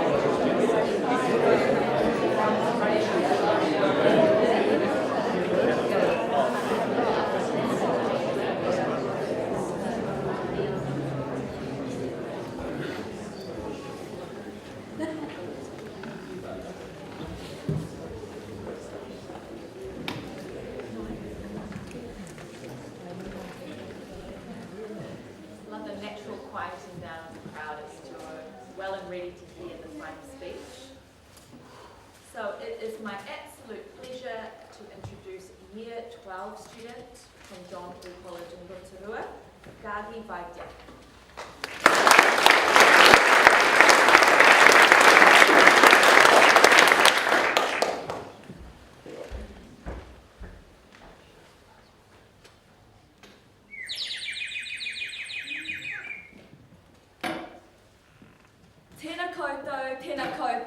Tēnā koutou katoa. Listen to the tui, its sweet, gentle melody as it caresses its young one. As the days go by, the birdling is showered with aroha, koutakitanga, whakamana, and pono. The older tui shows its child the ways of the wild. It instills in it a foundational whakoti, respect for Papa Tuanuku, our Earth Mother, and other creatures that call the treetops their home. Or as this Whakatoki puts it, Manaki whenua, manaki tangata, haere whakamua. Care for the land, as you care for all people. Go forward as one. Embracing each other despite our differences is a moral obligation we all have. Were it not for the maturanga of our forebearers, the knowledge passed down from generation to generation, we would not know the difference between right and wrong. In this world, we say we are united, more like divided, cooped up in our prejudices. It takes a village to raise a child, or so we think. But what if the child is shut, confined, unable to soar and fly, make for the skies, taught to suffice, survive, not thrive? The tui sings a plea to all who hear to stand up for our shared humanity, to fight against the fear, to sing in hope that the child may one day sing a song of solidarity. 93% of Māori experience racism every day. 1 in 5 ethnic students reports getting bullied. 2 out of 3 people face racial harassment at work. This is enough. Racism is a tupuna of segregation. Children see skin colour too, but they don't see colour or race like we do. For them it's normal, for us it's chaos. So we divide humans by creating power constructs, a hierarchy. Children's minds are malleable, so we try changing them to fit our belief system. Yet in doing so, we are corrupting them. Kia ora, I am Gagi, a corrupt child that desperately needs your help. It's always the covert, casual comments that are the breeders of discrimination. Not saying anything makes them seem accepted. Even worse, the norm. Like assuming all Māori ahunga want to do trades, or saying the N-word mockingly. That should never happen in the first place. Call it out.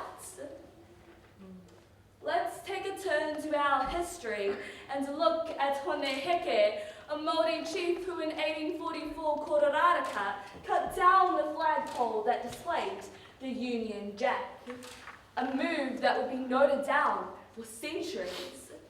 Heke was standing up for Māori rights against colonialism and opposed Te Tiriti Aotearoa.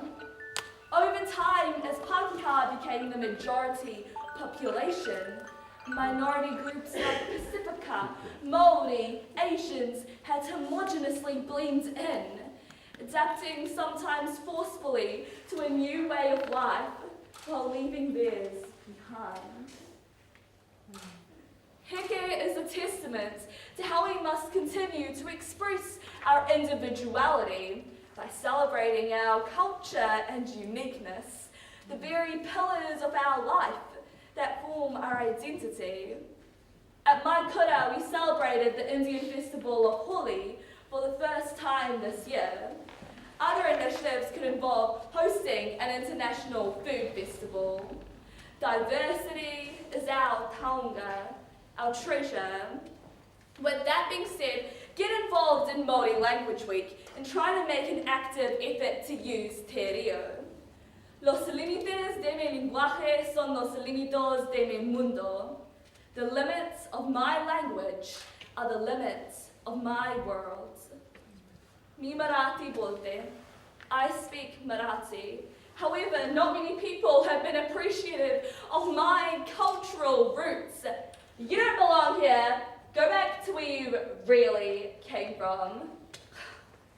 Curry muncher. It has felt like a visceral punch to my chest. Racism has made me question everything, including my cultural identity. Who is Gagi? Without the support of my parents, my primary and secondary school, for they gave me a voice, I would not be standing here today as a proud wahine toa who wears her scars with mana.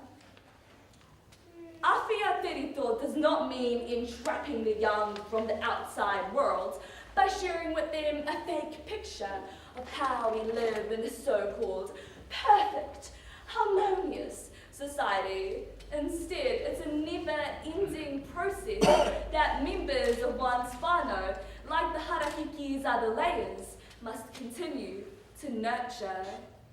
Rito te harakiki, the child, is surrounded on both sides by yapia terito, the parents. The outermost shoots are the tupuna, grandparents. When the harakeke is woven together with the outermost layers protecting the inside, te rito is at its best.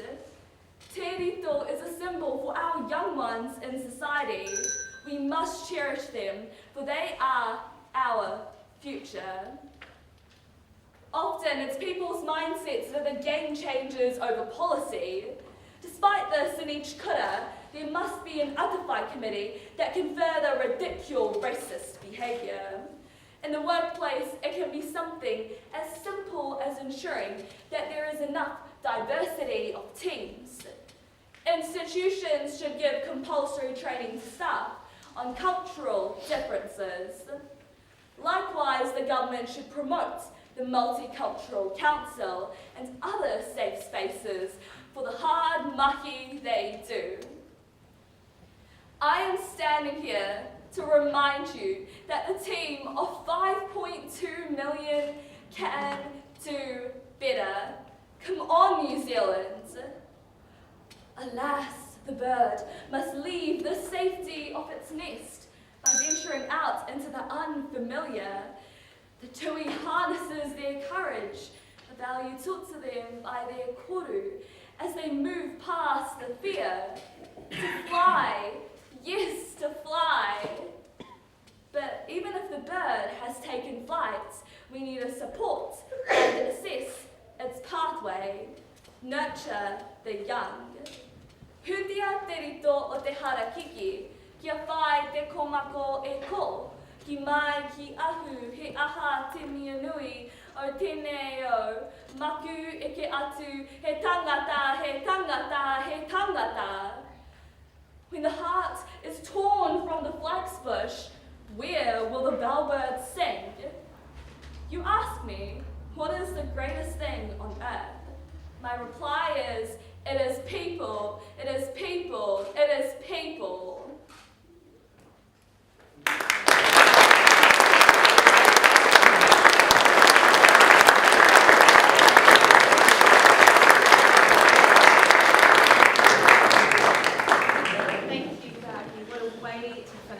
Love this idea that we need to continue celebrating our culture and diversity. It is our kaonga. That was a wonderful way for us to wrap up today's speeches. I'm going to invite the judges. They're going to go in to have their deliberations in a private room.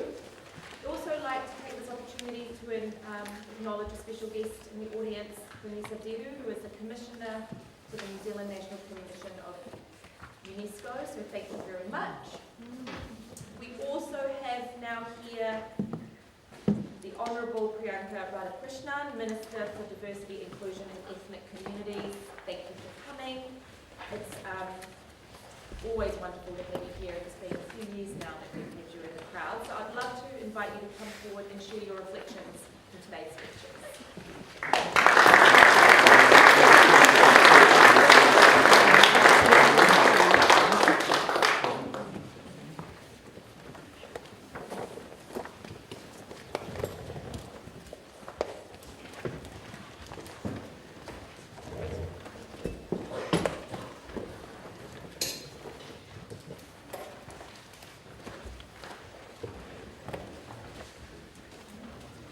Ko te mihi tuatahi ki te atua, ko te mihi tuarua ki te whare tu nei.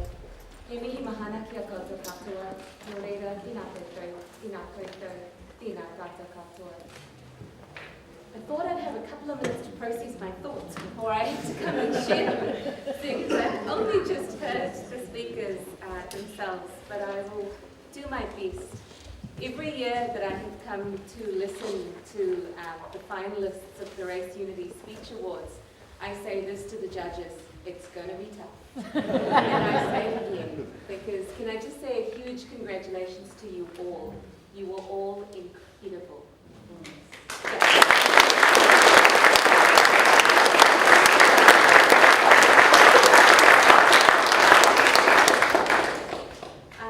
I give speeches as part of my day job, and I don't know how you all memorized all of that and were able to share it with so much feeling and meaning, so thank you. I've often said also in the past that I don't generally accept invitations to events on Sundays, but I make an exception for this one every year because truly I come here to recharge my batteries. So thank you. Can I also add my acknowledgements to those of you who are here representing various organisations, Finisabira to you, Superintendent Rakesh Naidu, can I acknowledge you and also congratulate you for your recent honour. It is a reflection of the work that you've done over decades in police, particularly in terms of bridging that connection or strengthening the connection between police and our diverse ethnic communities. So thank you for what you have done. My parliamentary colleague, Melissa Lee, acknowledging you here as well, G from Auckland Indian Association. And Kinga Pisi, who's here with us as well. Can I acknowledge you not only for being a bit of a household name in terms of your music, of which I am a fan, but the work that you do with our rangatahi. We had a quick chat in the break and I asked him what motivates him in terms of the work that he does with our young people. And he said it was basketball and music that kept me out of doing stupid shit when I was young. But really what you do now with our young people speaks to the importance of role models. And that was a little bit of a theme from some of our speakers, our young speakers here today, particularly I think with our fifth speaker who had who shared that lovely story of hungi amongst our 4-year-olds and the fact that it was the ahua of the teacher that resonated with the 4-year-olds, not necessarily what he said, but the peace and the contentment of the teacher that was then reflected in the behaviour of the 4-year-olds. I think that also speaks to the importance of role modelling as well. I mean, I think unsurprisingly there was a very strong theme of Awhihia Te Rito, nurturing our young. That is of course the theme of this year's Race Unity Speech Awards, and I think that came through really strongly from all of the speeches. But particularly, and this is what I generally do each year, is to pick out some of the themes that resonated with me from the speakers that we heard today. And I think that importance of the environment, whether it was through the analogy of the harakeke or the analogy of the tui, I think it was very clear that what came through is that we are all socialized beings. We're all part of a society, part of families, part of communities.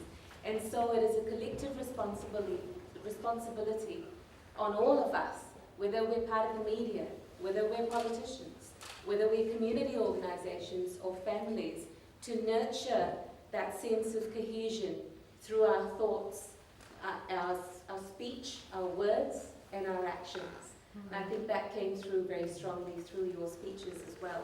Because if we don't do that, then what our third speaker spoke about, the curse of internalized racism, is the result, part of the result of that. I remember reading a paper when I was at university myself, and a line from one of those papers stuck with me. It's the fact that one of the first things we need to do is to decolonize the mind. Because so much of how we think of ourselves, of our identity, is shaped by the forces that influence us, our families, our communities, what we see in the media, and what we see people who we perceive as leaders say as well.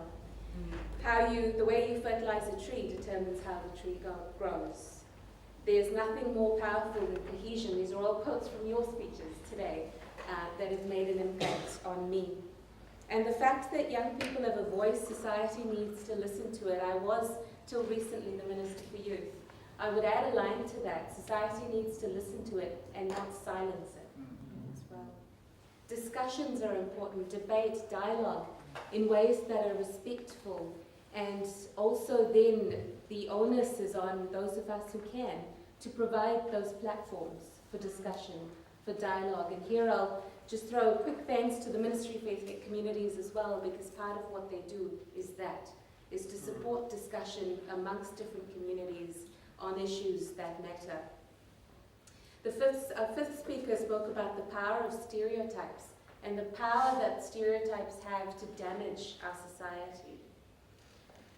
The true strength of the tōtara is in its roots. So again, the foundation needs to be strong, the environment leads to that. There was also for me a very strong theme of the power of the collective through the speeches, and I really, really liked that because it's so true. I think there was an analogy where the power of the collective is required to withstand the winds of discrimination.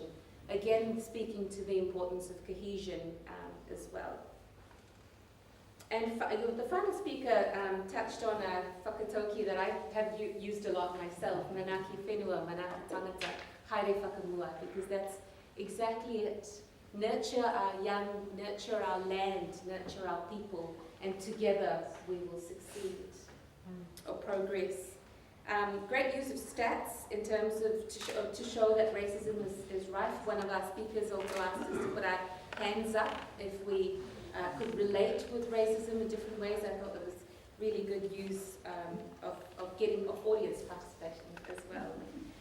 And the importance of calling it out. I think the knowledge that many of our speakers displayed today on Te Reti o Waitangi and colonization is far superior to that many adults display, frankly, particularly in light of recent conversations and dialogues we've had around co-governance as well.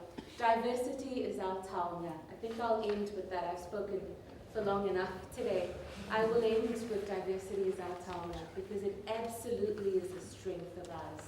We are a nation that is diverse. Over 213 ethnic communities, we collectively speak over 160 languages, belong to a plethora of faith communities or none at all. Ultimately, that is a treasure that we need to support to be able to thrive.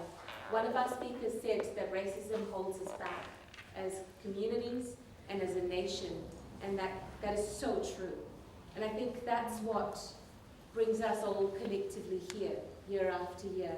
We know it's an issue. Discrimination is an issue. But there is the will from many to address it, and clearly from our rangatahi as well, and that is incredible to see. So can I just say a huge thank you again to all of you. Can I also acknowledge Paddy Payne and the team from the Bahai community who have done so much work, both in terms of the regional speech competitions and then the finals each year to put this event together. And also a huge thanks to everyone who sponsors and supports this event. So once again, huge thank you to our speakers and to your families for the support that you provide them as well. Thank you once again for having me here today. Nō reira, tēnā koutou, tēnā koutou.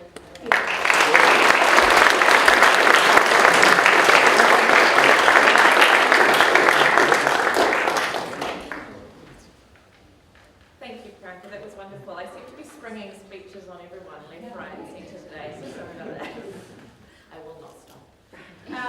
I would also like to acknowledge the other rangatahi, the young people who are here today that aren't in the final six, but are still here to support their friends, and I think that's a really big deal.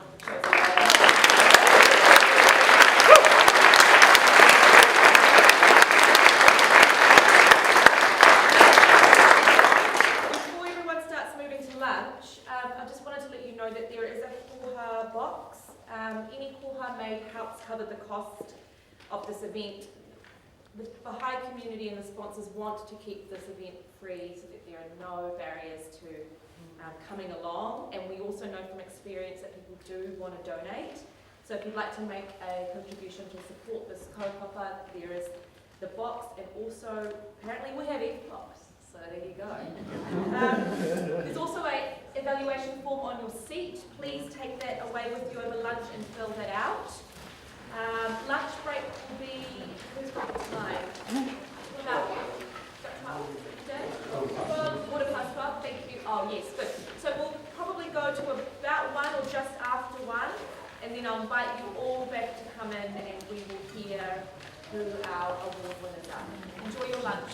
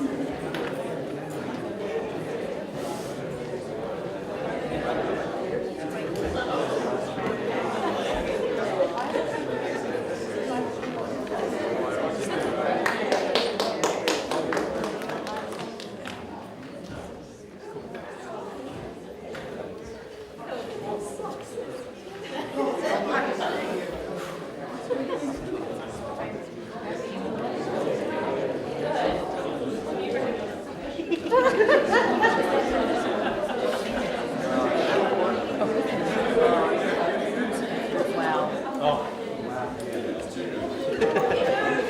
just judge on how many goosebumps. Oh, yeah.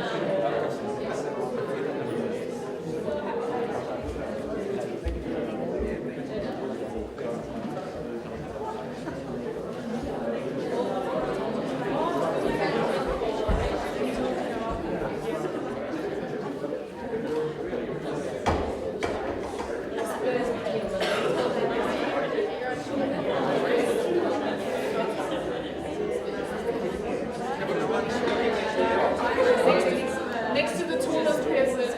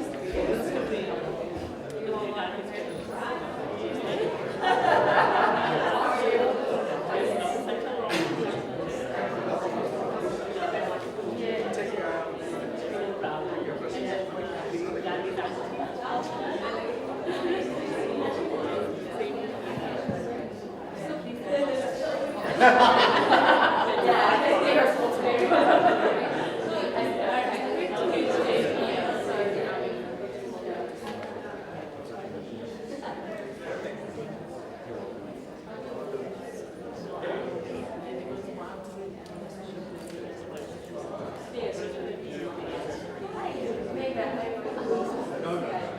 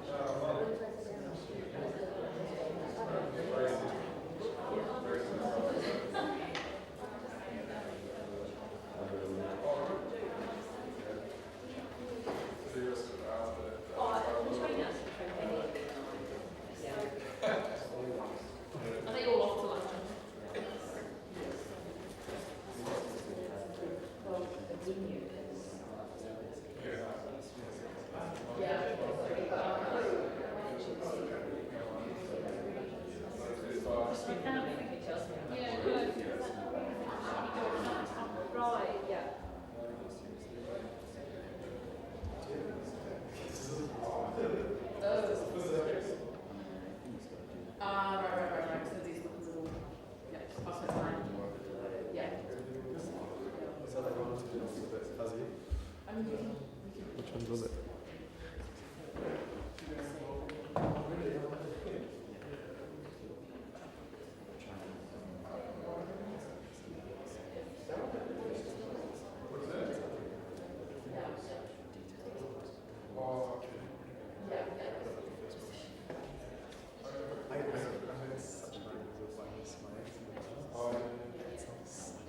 Straightforward.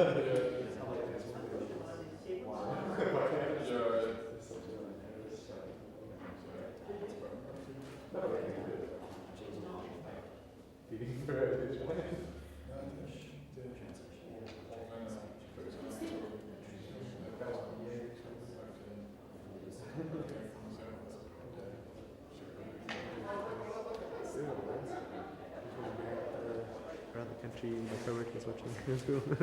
Nice. Yeah, Beautiful. I'll just plug in Good something stuff. so I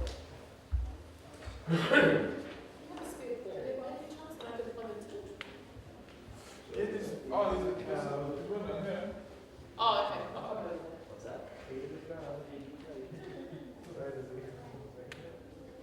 Hi. Yeah, but you were like to someone, so.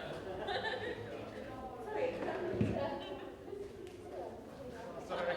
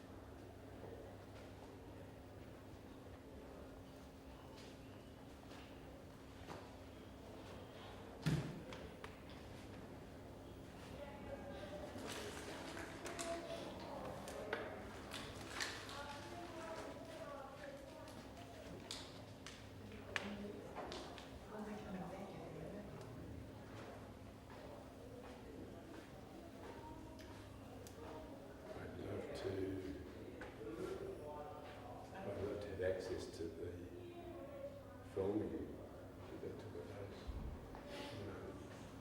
Even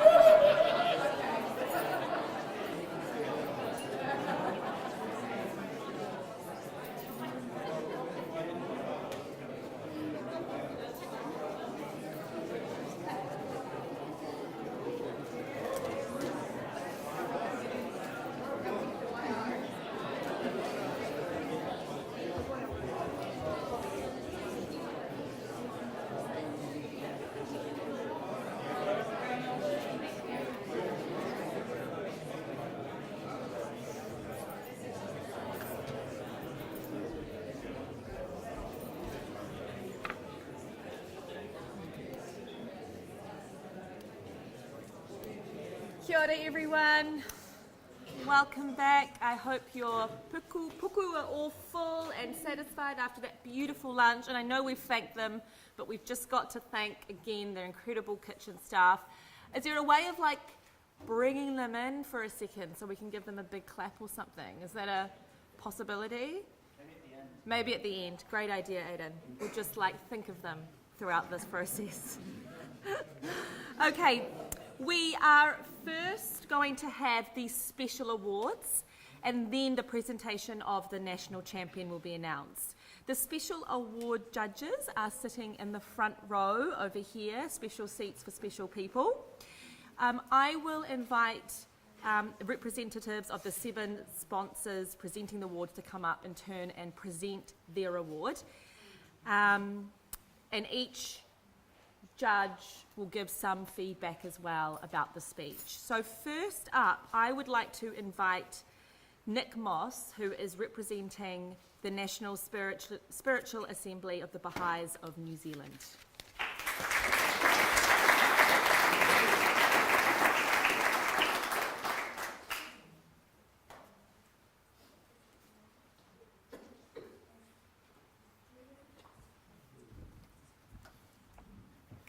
Always difficult to go first because no one's told us what to do. So I'm assuming that I'm announcing the winner of the award. I'm looking quickly to the person. Okay, wonderful. So we have the Baha'i Community Award for Insight, Tohu Maramatanga, which is for a speaker who provides deep insights into how we can bring about the oneness of humanity in Aotearoa. And I'm sure you'll hear this refrain from every other judge. This was a difficult process because every speaker brought very deep insight. And the speaker who ended up taking this award brought us an insight into the nature of a seed and how a seed requires 3 things. It requires water, it requires light, but it also requires shade. And as someone who's probably not as green-thumbed as many, I had never thought of that. But it is a very important point that was made about those 3 things that need to come together for the seed to grow successfully.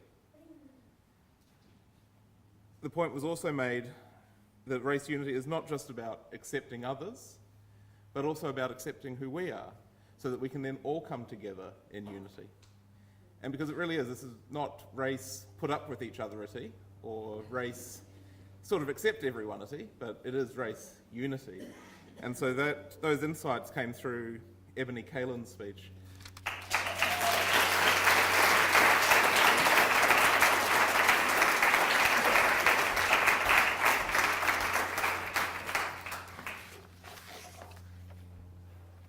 So Ebony, thank you very much. Congratulations. It's a wonderful speech.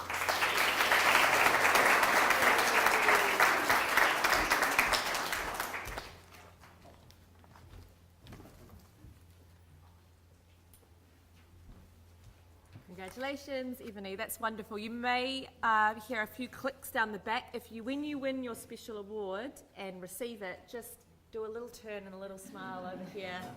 Get the angle you'd like towards Ben. He's going to take some photos for us.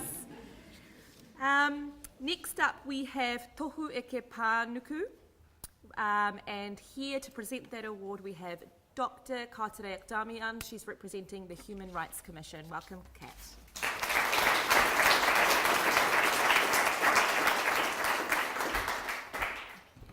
Kia ora koutou. This is incredibly difficult. I will say the same word, but also very inspiring and in some ways also very easy because everyone was deserving of this award. The Human Rights Commission Award for Impact is for a speaker providing an effective, practical suggestion for ending racism and improving race relations in Aotearoa. And finding practical solutions to incredibly complex issues is no easy task. Because on the one hand, we don't want to reduce, but we also don't want to say it's inevitable that we cannot find an answer.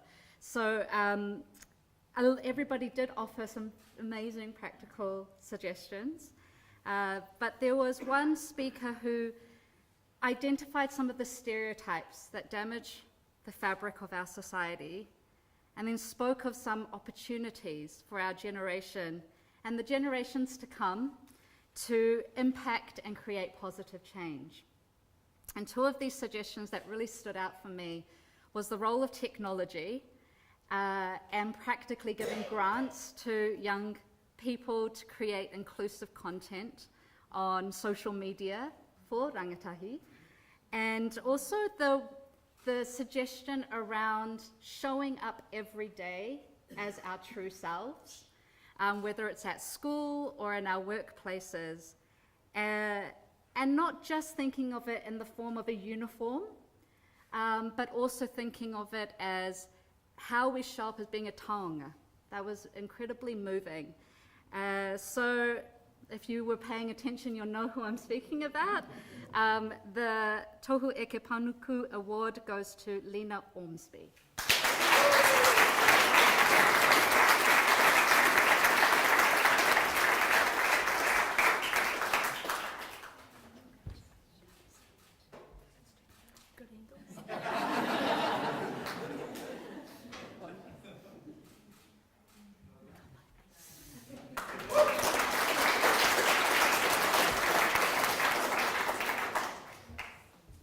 That's how you do it. Well done. Now we have the next special award being presented by Kombes Mani.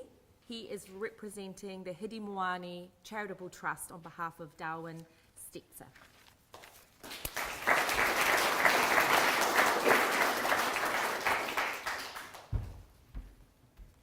Tēnā koutou, tēnā koutou katoa.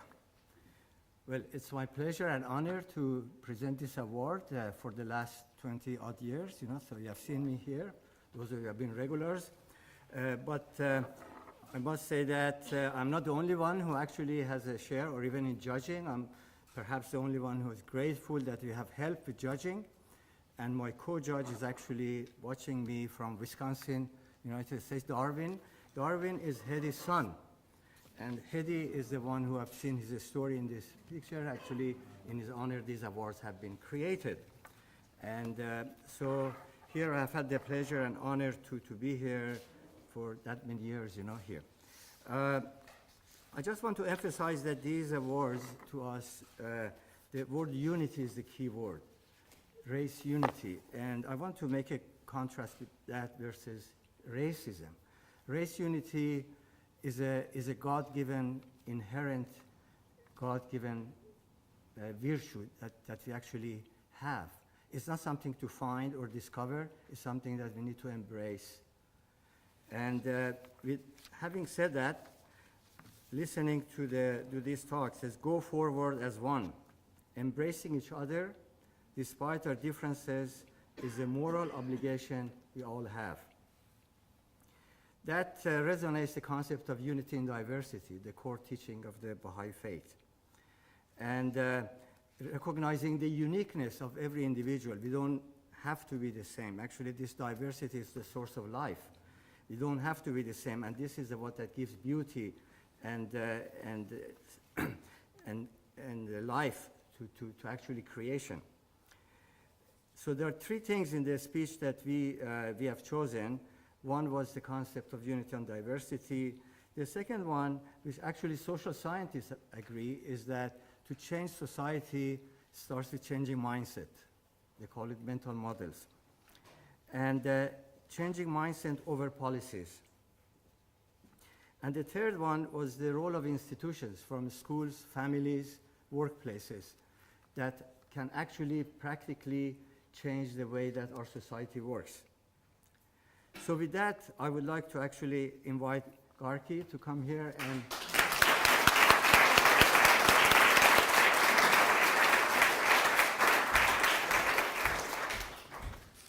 receive this award. This award is called for advocacy, a person who can advocate. And I hope, Garki, that you go and become an ambassador of these awards.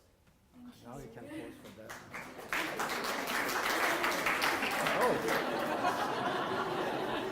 Okay. That's right.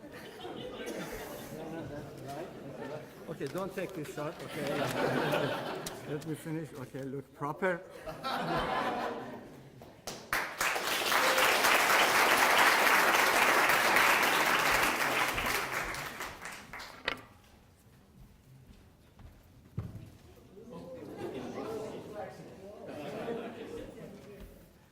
Was it 20 years? It was about to be the end of the time. It was too far, I think. Congratulations, Gagi, for your award. That's really wonderful. Next, we have the Tohu Manaakitanga. This special award will be presented by Martin Carroll. He is representing the Manukau Institute of Technology.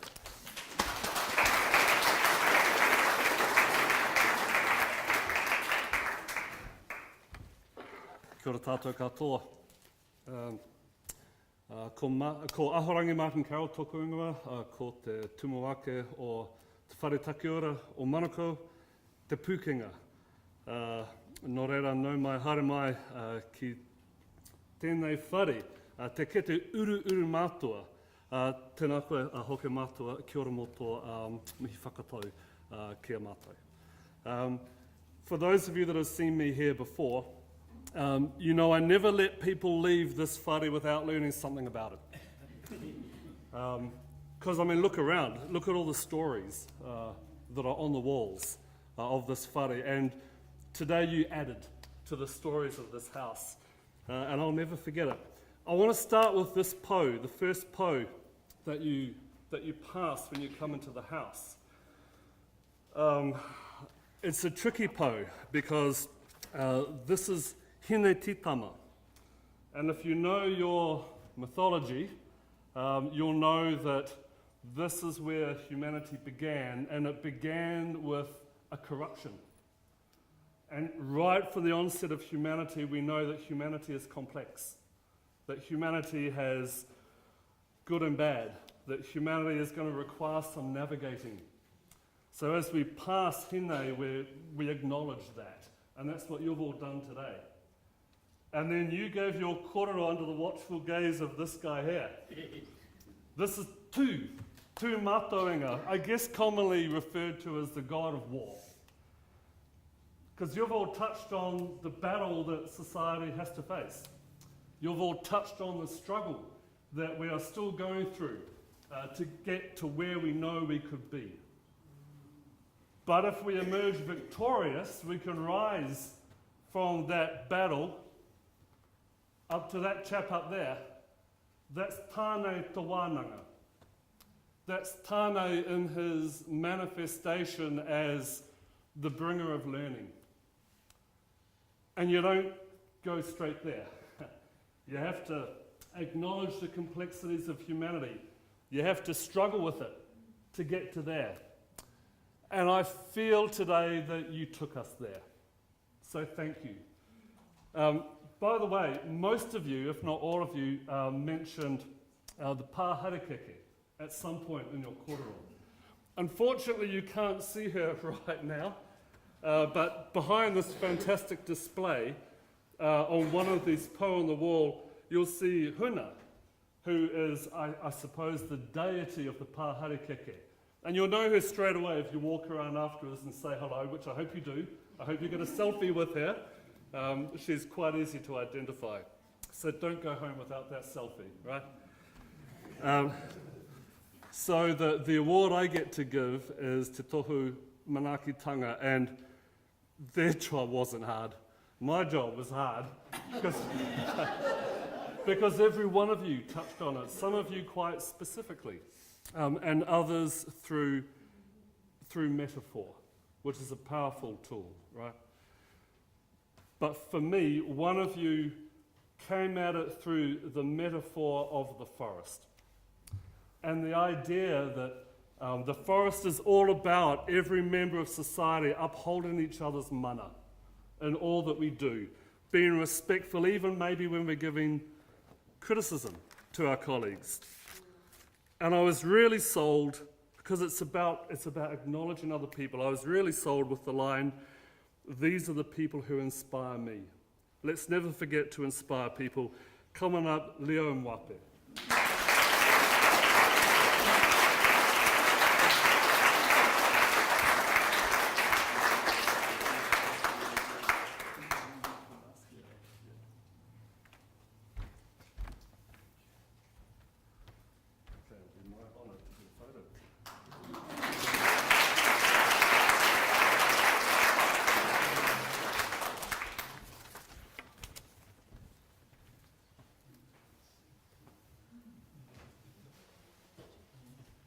Thank you, Martin, and congratulations, Leo. Wonderful award to receive. The next one will be awarded by Sean Lim. He represents the Ministry of Ethnic for. Oh, I think last time I was told specifically about that. It's the Ministry for Ethnic Communities, and it's a pleasure to have him here today. Kia ora.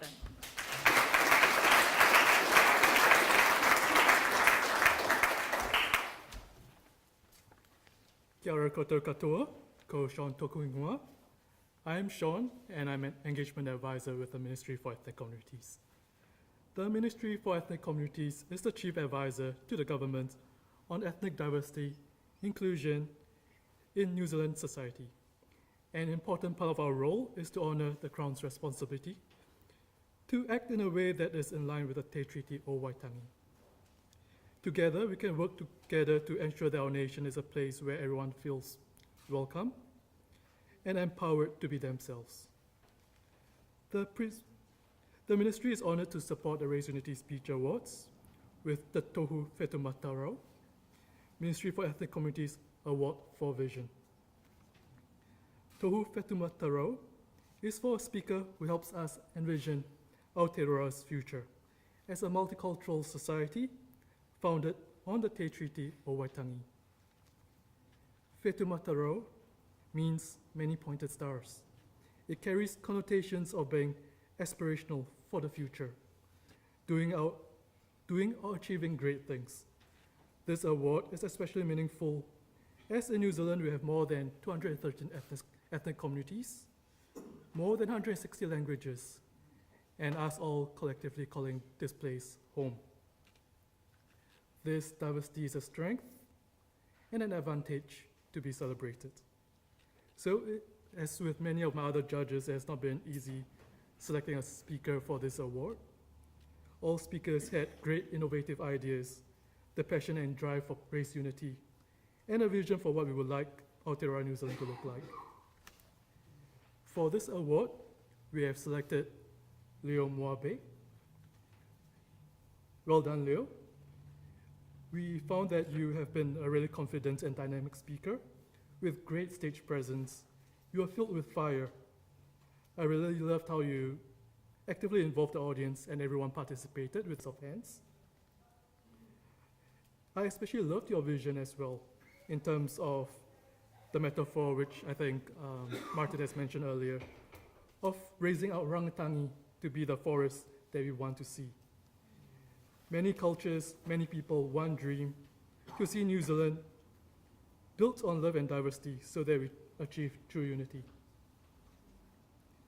This is not just for this generation, but the many generations to come. So Leo, you are a leader of tomorrow, and I would like to encourage you to continue using your vision, your voice, like you have done today, to champion this vision of a more socially inclusive and a cohesive Aotearoa New Zealand. So Leo, if I could.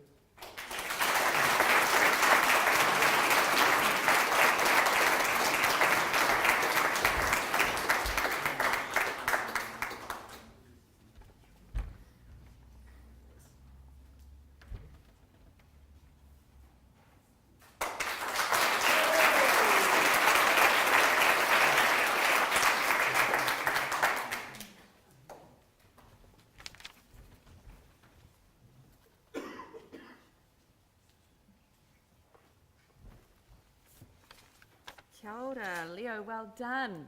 2 of 2, very good. We have the next award, and here representing Te Taurawhiri i te reo Māori, we have Rangiora Trotman to present this next award.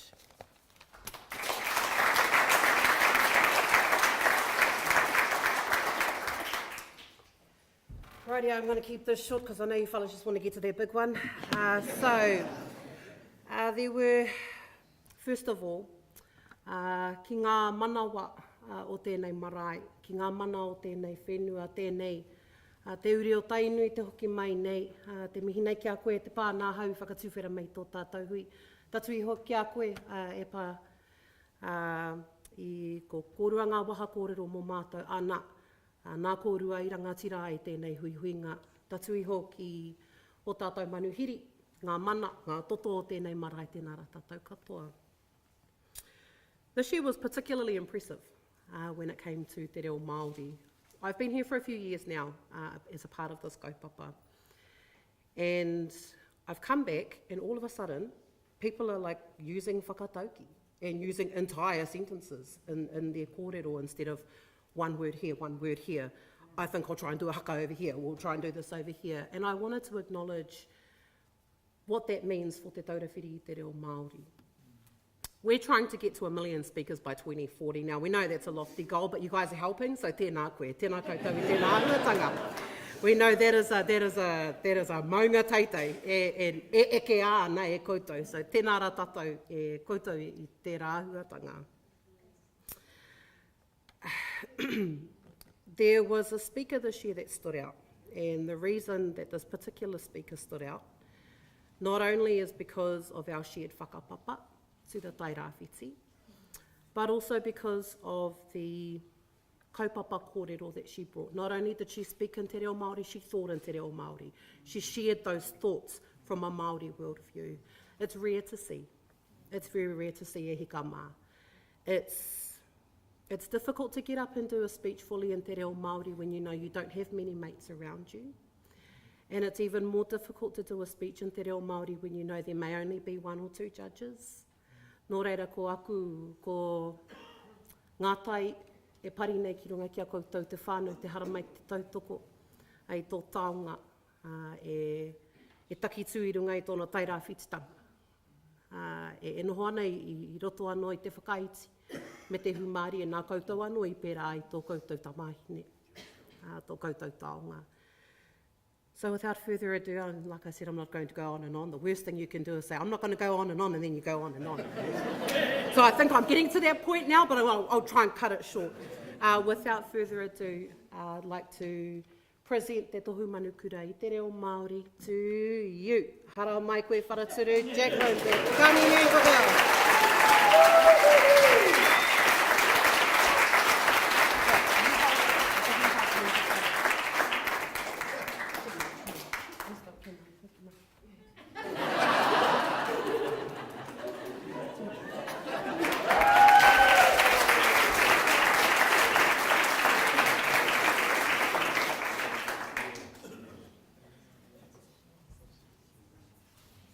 Kia ora, thank you Rangiora, and congratulations again on a beautiful speech.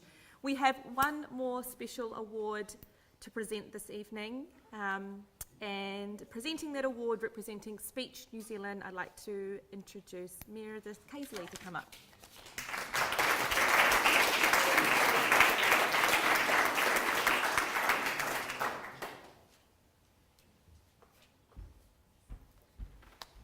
Most of my colleagues have said what a very, very difficult task we judges have had, and much debating, much soul searching, and made it sound a really hard job. I'm in the wonderful situation of having no difficulty whatsoever. Speech New Zealand is a national organisation which fosters language. Now there's 2 sections to it, of course, written language and spoken language. And all of the people whom we have enjoyed this morning have shown that they are highly skilled in both. However, the Speech New Zealand Award goes for the speaker who can bring that language to life.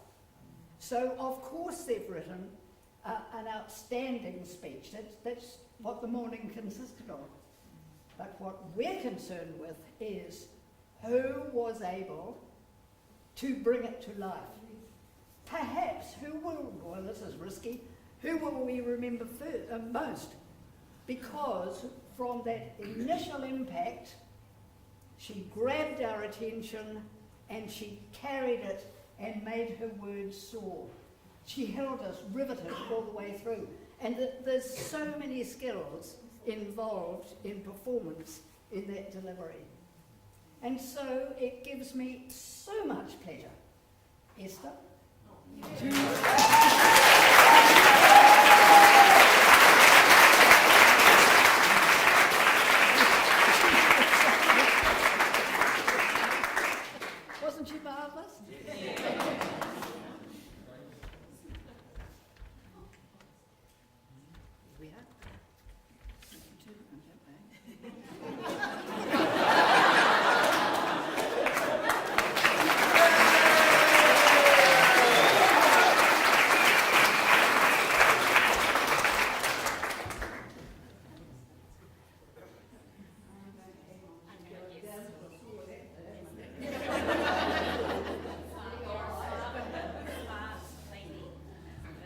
Congratulations, Esther. What a wonderful award to get. Now, I would like to invite the National Judging Panel on stage now and to present the award. Before I do, just very quickly, I have been told that our lovely Deputy Commissioner Willie Homaha is actually going to retire next year after many, many years of dedicated service, obviously to the police, but who cares about that, to us. And I've heard it's 16 years, is that right? That you've been coming along 16 years, which is my age, so that's impressive. So I thought we could all just give a round of applause and a massive thank you.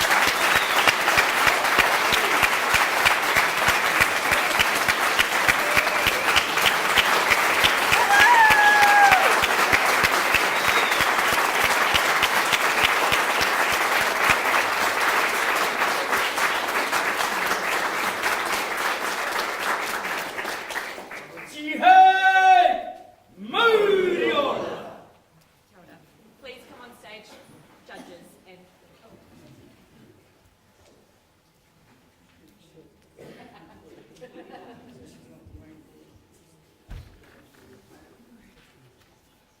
Ati hei Māori ora ki te whai au ki te ao mārama. A kānui te mihi te kia tata katoa I raru I te maru o tēnei whare. Ai, I kei te mihi te kia koe te rangatira. E mau ana te kaua te tikanga mō Tainui Waka. Tāmaki ki te tonga, kānui te aroha kia koe ki te awhina, kia mātau I rungi te kaupapa nei.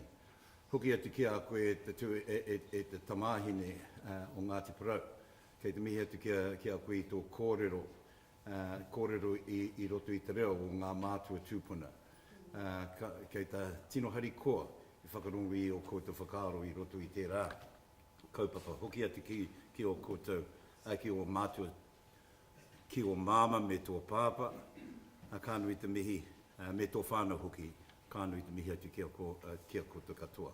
Hoki atu kia koutou, ngā rangatahi, ngā tauira, I roto I te kaupapa nei, kei te mihi atu kia koutou mai ngā tiati e tū mai nei I mui a koutou. Nō reira tēnā tātou katoa, me ngā māma me ngā pāpa, ngā matua me ngā whaia I roto I te whare nei. Tēnā koutou katoa. And thank you, Marvin, for that embarrassing moment of that acknowledgement. Look, but we certainly don't do these to look at our own sort of self-preservation or grandeur. This was about the importance of these awards to be able, for our young people to be able to tell their stories across the countryside. And so in 2008, when Bev and Patty and everyone else came to see us in Police National Headquarters, it was a no-brainer for us to say, you know, as a unit that looked at developing the whole cultural feature inside Police National Headquarters and looking at how we could then change the culture of policing to understand the complexities, the importance, the nuances that sat inside of communities. It was only natural that the sponsorship would come out of our unit of Māori Pacific and Ethnic Services. And I mean, working at the heart of communities, understanding the needs and aspirations of our people was really important for us. So to the Baha'i faith, thank you for the opportunity for being part of this, Bev, and you've been such a great person and support to us. Likewise with Patty, keeping us on track around what's really important here. But it's just been a wonderful 16 years, and I wouldn't substitute. In fact, to my colleagues, I used to say, you need to listen to these young people. If you want to feel the heart of community, you know, the te rito, then you need to understand what our young people are saying to us. And so today's proceedings around the speeches, you would agree, has been a really easy one. And, the decision for us was really easy. But, every year, I mean, last year we had to say we couldn't pick a winner, and it was the first time that we had to pick first equal. Unfortunately, this year we were told you can't do that. You've got to pick a clear winner.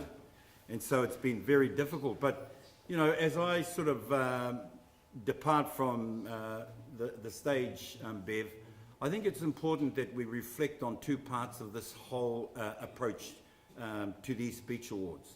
And it's very difficult because when I look at it, and all the time that I've been here, you can look at it from a tangata whenua perspective, and then you can look at it from those who have settled in this country from a migrant perspective. And so you get two different views coming together around what people from their countries of origin feel in terms of what racism looks like in coming into this country and other countries, and what they've experienced in their life. And then on the other side, from a tangata whenua perspective, the history, that historical consciousness is really important. And so even to think that somebody in their speeches would talk about all of those injustices all of those years ago, Honeheke cutting down the flagpole at Kororareka, why did he do that?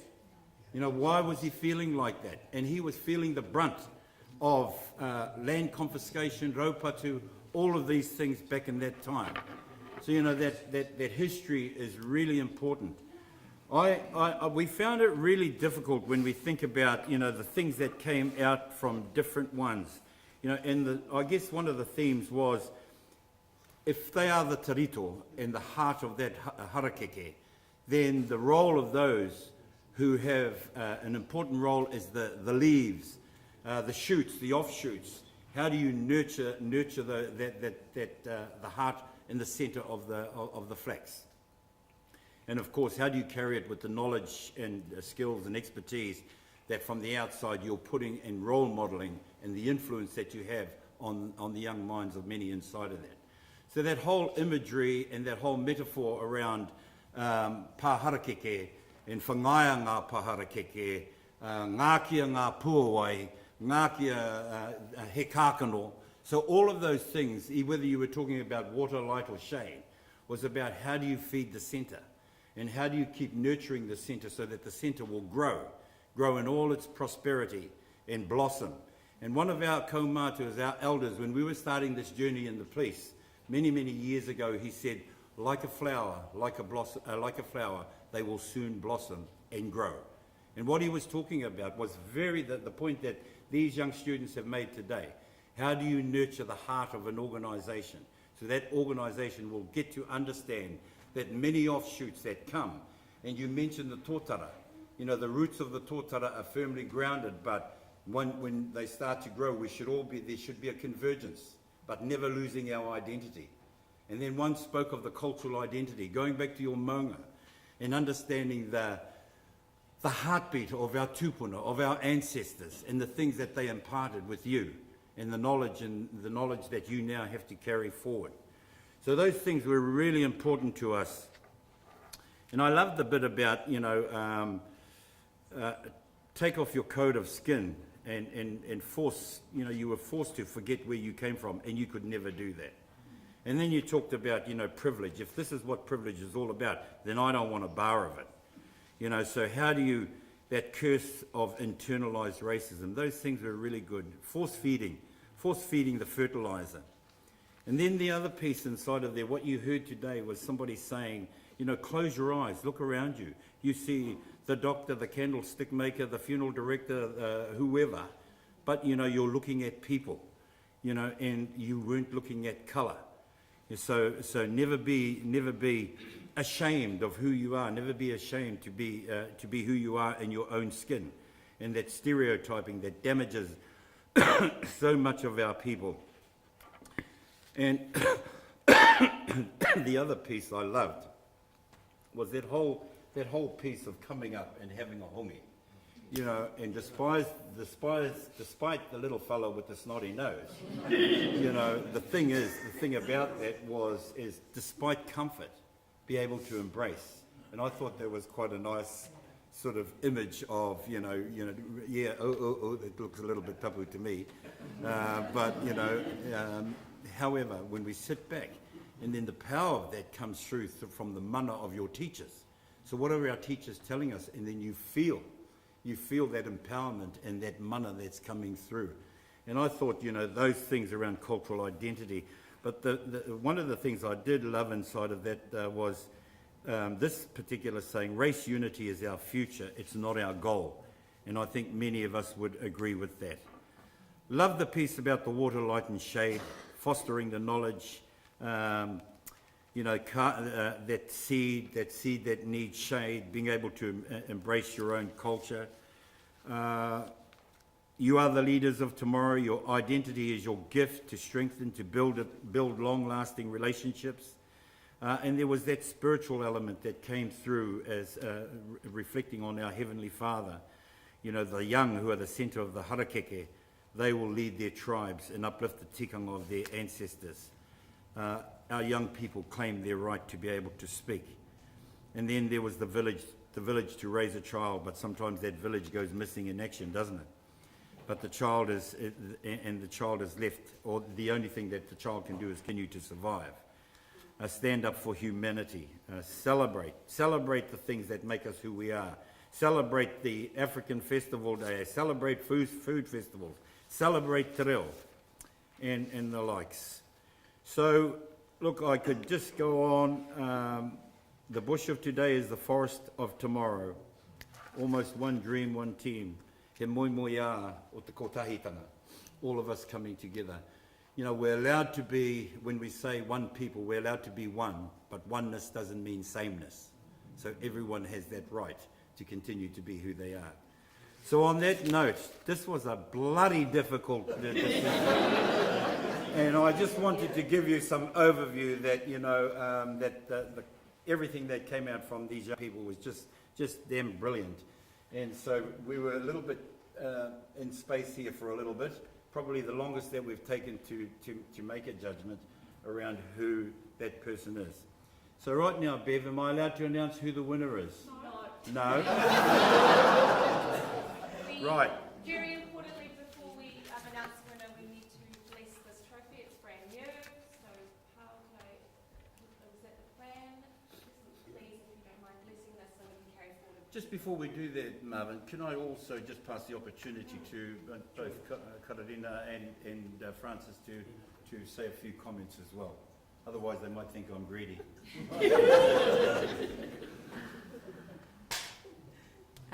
Tēnā rā tātou. I just really want to endorse what Commissioner Haumaha has said. Each and every one of you was outstanding. So proud of you. That the hands of Aotearoa is in the hands of rangatahi like you. So, kia kaha, kia toa, kia manawa nui e. Tēnā rā.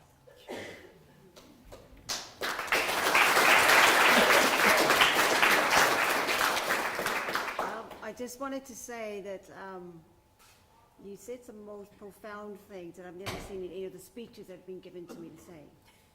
So your wisdom is beyond. And I want to thank you for blessing us with your wisdom. And thank all of your families and your teachers and your mentors who have helped you on this journey.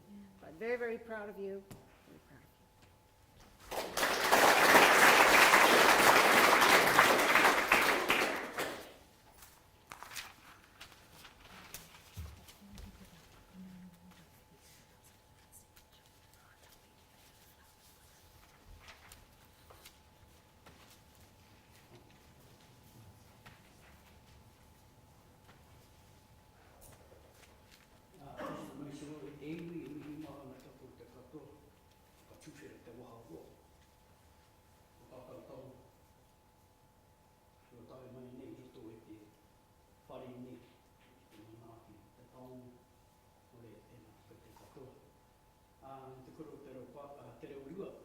I just want to acknowledge all of these to bring such a taonga carved by the hands of our taonga. So unlike my bro here, I've only just come lately, so I wasn't here for 21 years or 16 years, I just started today. And it's an honour. I've learned a lot. But today, we're going to do something unique. Hasn't been done because I know I don't see it around our maraes or our puras or anywhere. I've never seen it done before. You hear others say that we're blessed by water. In my culture, we were blessed by fire. Why? Because we were very connected to Rua Moko and God and all that. So what I'm going to do, I want the colours of our nations for our youth to come and sit within I want you to come on this thing, form a circle of life. Come, haramai. These are reasons why. Now, I can't touch this longer. I need someone that's non-Māori. So I'm going to get my friend from MIT to pick up our beautiful taonga, and he's going to put it in the middle. Kia ora. I'm just now re-rolling back history in the time of my tupuna. And he's going to put it over here, right? And it becomes the fire. It becomes the light. It will touch all nations of the world. And this here is an example of unity today amongst my people. Now you can sit down. You know what the greatest thing about this? I'm not the minister, I'm not the pastor, right? I'm not an Anglican, I'm just one of my people. Tainu is giving the hands. Let them lay their hands on this taonga. Because in 10 years' time, there will be a remembrance. They will be a direction for us today. That's why I wanted to talk in Te Reo Pāpea. So what I'm going to ask these beautiful people, kindly put your hands on top of them. Okay, it's not on fire. Come in there. I want you to come in and I want you to put your hands on them. And I want to do exactly what this young lady said. I want to change your images. We're not just bus drivers, teachers, professors, ministers. They could be your next parliament. That's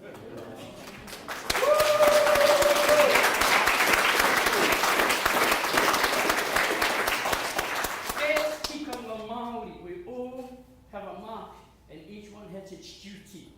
And it's not by a command, it's by your word to lead us in the near future. So I'm going to ask them to put their hands on there and I want you to close your eyes. Yeah? And you're going to have a moment. And we're going to join you and close our eyes. Right? So would you like to close your eyes? Nationality. And let's have a moment. And you make a wish today. Because today is Matariki. And my tupuna is here today. And when we talk about Putukawa, make a wish. And you make sure you all make a wish in this land that you're living in right now, Aotearoa. Make a wish. Don't tell me.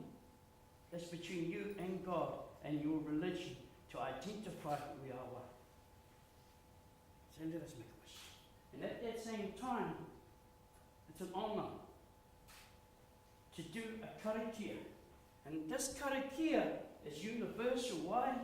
Because we get to remove difficulties on our whenua and stop and start together. I'm now going to do a karakia that was given to me by Tom Roth. He is my rangatira. He wrote this book and he said, Pa, learn. And this is the words I will do the karakia in transformation.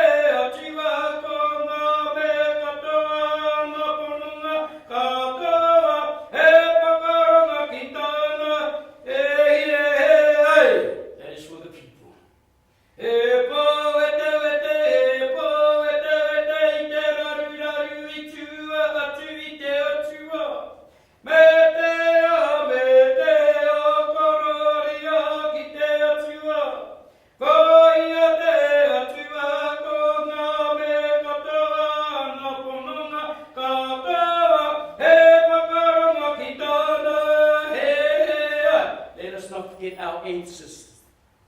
That's the third prayer. And I say, home ye, hui ye, you say, home ye,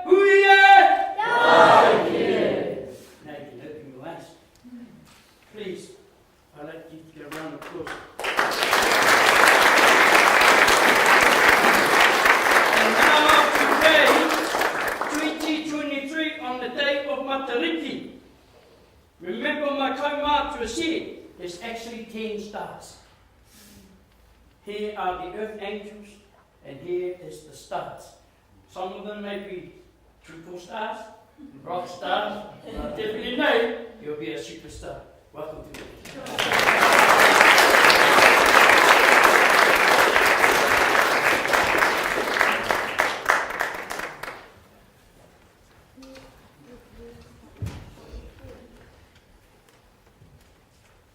All right. Just waiting for Marvin's instructions. Yes, so Willie and the other judges are now going to present a certificate and some flowers. Our former winner is going to help hand the flowers to all 6 of our finalists.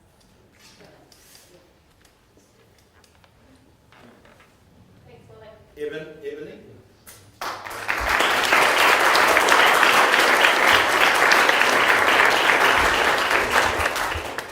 Jacqueline?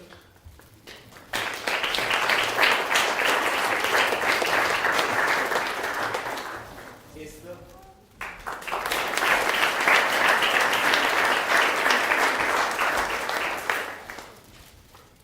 Leo?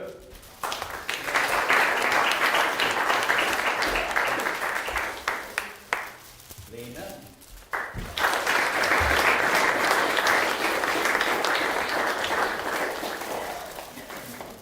And Yagi.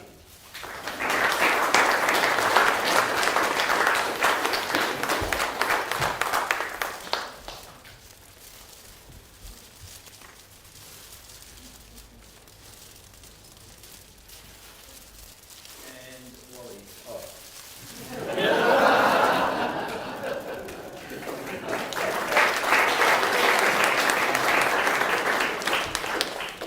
And before we announce the champion, the national champion of the Race Unity Awards, could I just take one last moment to make mention of a special person, and that special person is Superintendent Rakesh Naidu.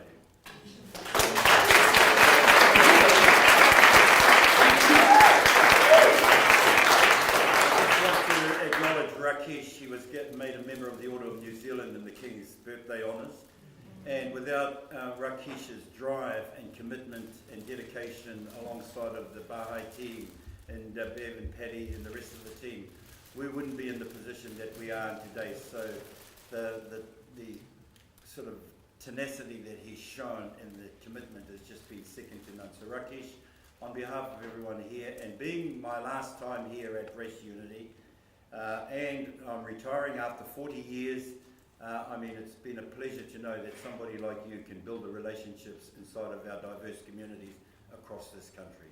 So nō reira e tarangatira kānui.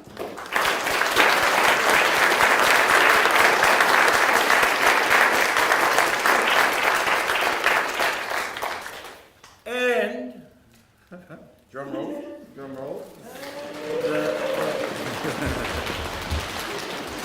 And dare I say it, it's been very, very difficult, but I think it's all been said. And the winner of this year's National Race Unity Speech Awards is Esther Sobnik.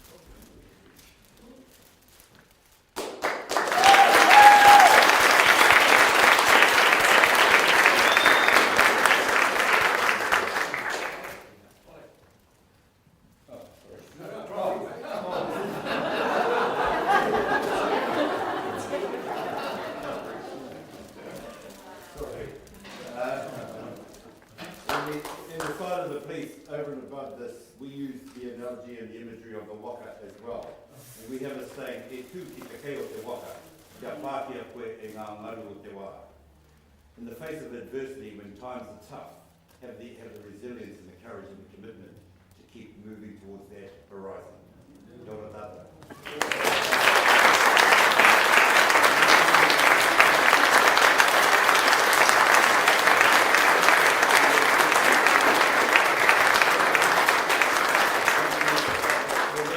news on TV 1 and 3. Thank you.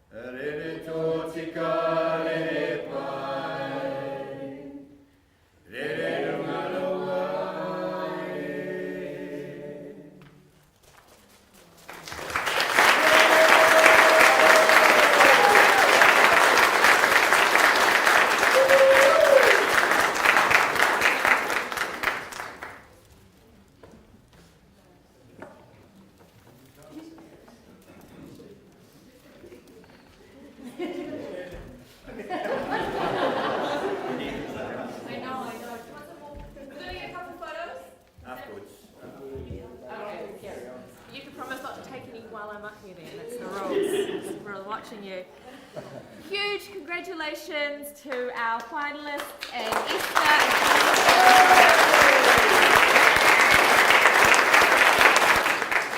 I know I'm super young, but I feel like a proud mum. It's wonderful to see all these incredible young people acknowledged for their amazing work. Wally, thank you so much. I've got it right this time. Willie, I don't know who that is. Wally. Karanina, thank you. Judge Francis, thank you very much. It's been wonderful. And let's remember, as we step out of here today, let's not keep this kaupapa and the ideas and the thoughts that we've heard in these walls. Let's carry it with us forward. Let's share it with the people we know, invite more people back next year. We are hoping to see some of these finalists in the media. We're going to post their videos, so share them too, please. Huge thank you also to the teachers who've mentored these young people and encouraged them to enter the Speech Awards, their parents, many of whom are here and have created these young people. Really, they should be getting the awards if you ask me. Thank you to the judges, over 60 of them, who took on the difficult task of choosing who would be elevated to this bigger stage, so thank you to those people. Our timekeepers across all the regional finals who've kept us all on task and on time. Thank you to the people who've prepared the meal room. You can see how beautifully and with much love and care they've done that. And also the people who helped facilitate the workshops at the Hui yesterday and made this entire weekend a success. Of course, our sponsors, the New Zealand Police, the Human Rights Commission, the Hiri Moani Charitable Trust, Speech New Zealand, the Ministry for Ethnic Communities, Te Taura Whiri i Tō Reo Māori, Studio Mark, Manukau Institute of Technology, and of course the Baha'i community. Thank you to the New Zealand Federation of Multicultural Councils, the New Zealand National Commission for UNESCO, and the Office of the Children's Commissioner and Foundation North, all for keeping this, sponsoring us, supporting us, helping run the Hui yesterday. And lastly, thank you to those who are watching. If everyone turns around and waves, there's a live stream. So hello and thank you for tuning in. It's wonderful to have you. And very, very finally, before we leave these lovely winners on stage, have some photos taken, I would like to extend a very heartfelt, warm thank you to Pa, Pa Karepa has been our kaitiaki over this last few days. He's been our guide, and we would like to extend a warm thank you and lots of love and aroha for your service and guidance this weekend. It's very, very appreciated. It's wonderful to have you on board. And Pa can kindly come and close this session for us, and I will step down. Thank you. And oh, look, we brought the people from the kitchen.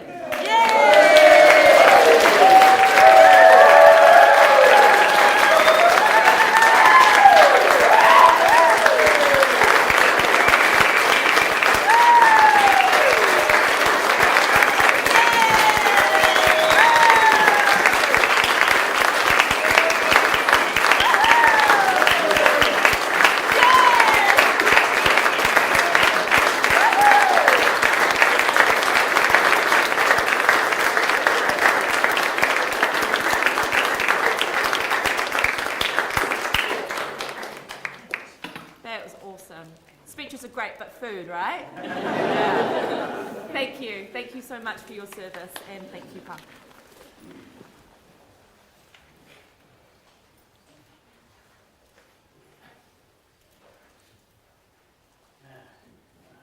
Well,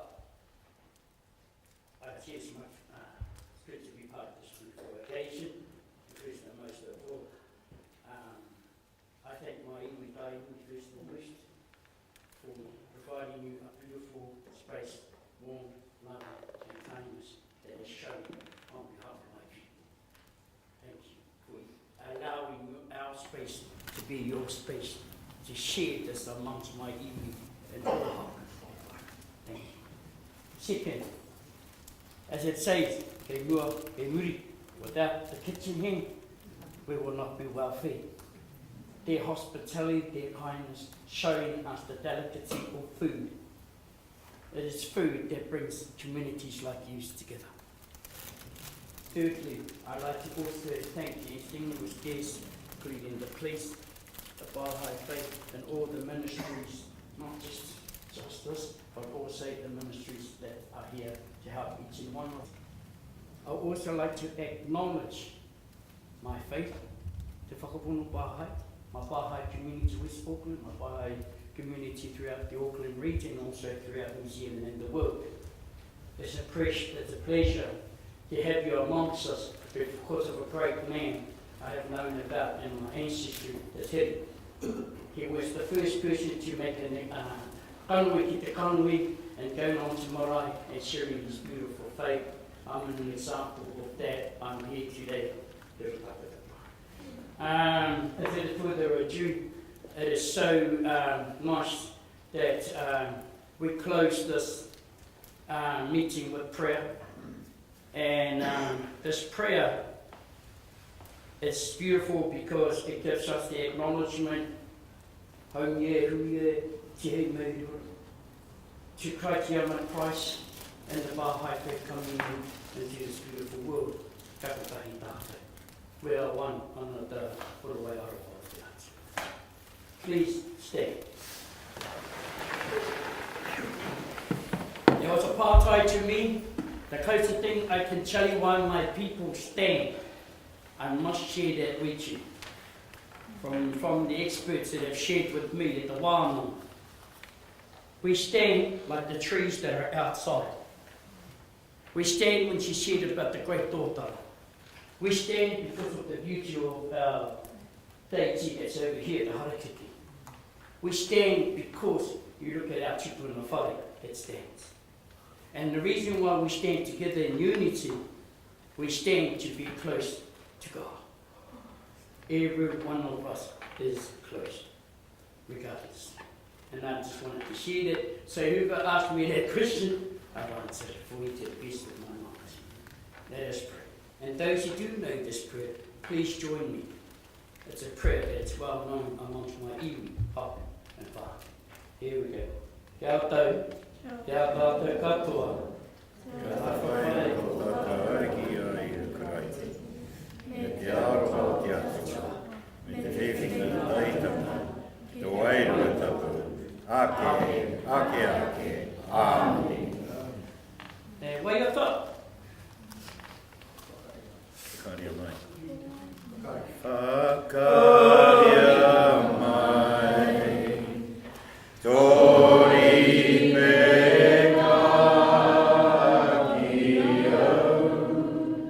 Each of these, please hold hands to the friend that's next to you. To show the love we have for each other.